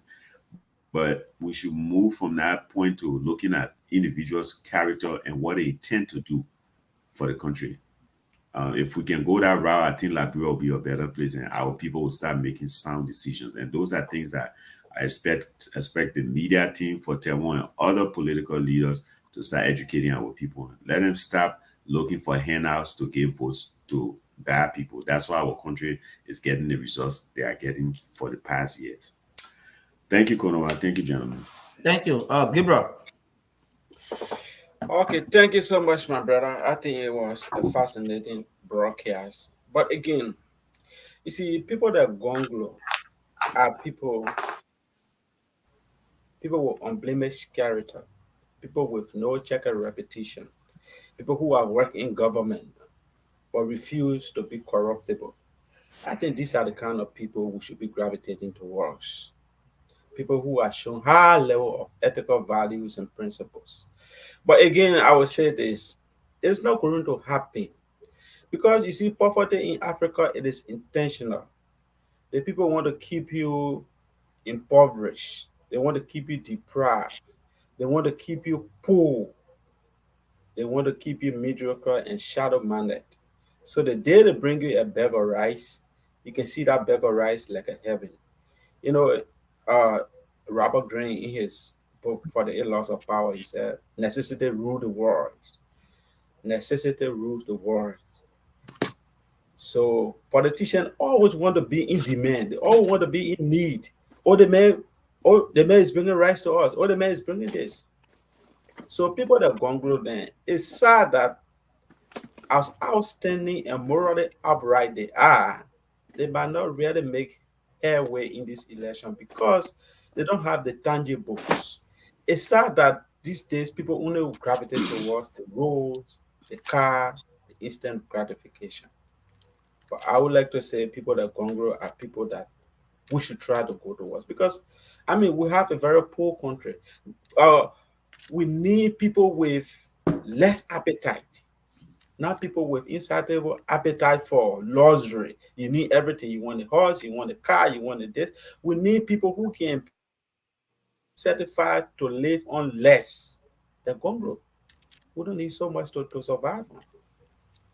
So I would like to say the Gongloe team, you have a very good candidate, but it's just sad that one of his drawbacks or one of his weaknesses is that he's not building infrastructure. He's not building roads. He's not building hospitals. You might want to trivialize it, but that's why the people gravitate towards. The people will always ask you, what have you done for us? And when they ask you, what have you done for us? They are not looking at the policy-driven things you are talking about. They are not looking at the policy-driven, developmental something, intellectual stimulation. Leave that one with the book people. The country people want to see the road. They want to see it physically. They want to see the toilets. They want to see the hospital. They want to see how many persons you give money to. And sadly, these are the things that drive corruption because We push the people to get money to bring the money to us to satisfy us. Some of the corruption, some of the things that happen in government, I mean, it's because sometimes I'm not trying to, validate the reason why, politicians should steal, but sometimes we our demands are so high and we even push the people to become corrupt just because they have to come back and provide those tangible things that will make them to win election. So I would just like to say, Gongloe, Mr. Jerue did a very good work here, but I would just want them to step down a little bit and start attacking each other because they will need each other. Thank you so much. Thank you. Mr. Marcy. Okay, I will say to the Liberian people, there is something I want to say that is very important to all Liberians and all those people in politics. When a criminal does not have the opportunity to steal, he glorifies himself. Does not have access to things that he will twinkle around himself. He will come with the perfect image. Try him. Give him access. And you will know what he's capable of doing. All I have to tell the Liberian people this morning, October is right behind the door. Shine your eyes. Make up your mind. Do not sit in your house and wait for people to vote and then you criticize. Get up from your houses. Take your children who are of the age to vote. Take them to vote who they feel like can give them that future. Once again, Liberia is all we have. Regardless the political differences that we have, but Liberia is for us all. Let us think wisely in making political decisions, because those decisions that you make today speaks for your generation. The generation I'm talking about is not you and I anymore, because we have lived it. The generation is our children, our children's children. So make sure and take my parable in your head and think about it. I don't know who you carry. I don't want to know. But what I want you to think of, if a criminal does not have access to goodies, he will proclaim perfection. Thank you, my fellow panelists. Thank you so much. Thank you. But what I have to say in my closing, I think like you said, Brother Gabriel, the continual attack within the opposition will give President Weah leverage in this election if they are not far-sighted enough to come together. You listen to Jerue here, he said the level of acrimony between the Unity Party and that of the ANC has become so much so that no one wants to get support to each other. And they know very well they need each other when it comes to this election, because obviously not a candidate going to win outright majority. They'll have to go for a second round. And if you go for a second round, you have to amalgamate forces. And what I'm seeing is that we have 3 months of election and there is no level of negotiation in terms of how they are going to support each other. Every day you come on the radio, you see attack coming from here and there. And I think it's bad for our opposition. And if they are not careful, President Weah will win very slowly in their eyes, and they will be thinking, how did we get here? And I think it's about time that these opposition leaders begin a process of putting our supporters together to see the bigger picture. That we are in opposition. Yes, competition is good, but equally so, we are all in opposition and we should support each other. Either way. Thank you so much for having us today on the show. We want to say thank you to our viewers who follow us through all this conversation. And we look to see you on Sunday again, same time, same spot. Thank you so much and have a God bless day. Good day, gentlemen. And bye-bye to everyone. Thank you.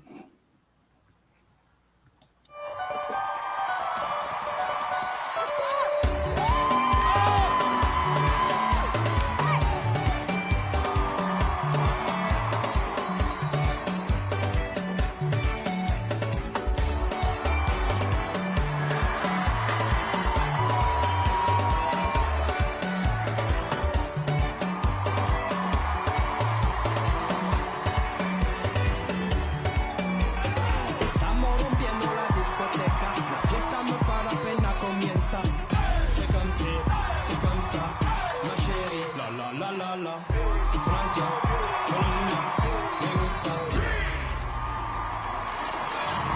Ibaldo.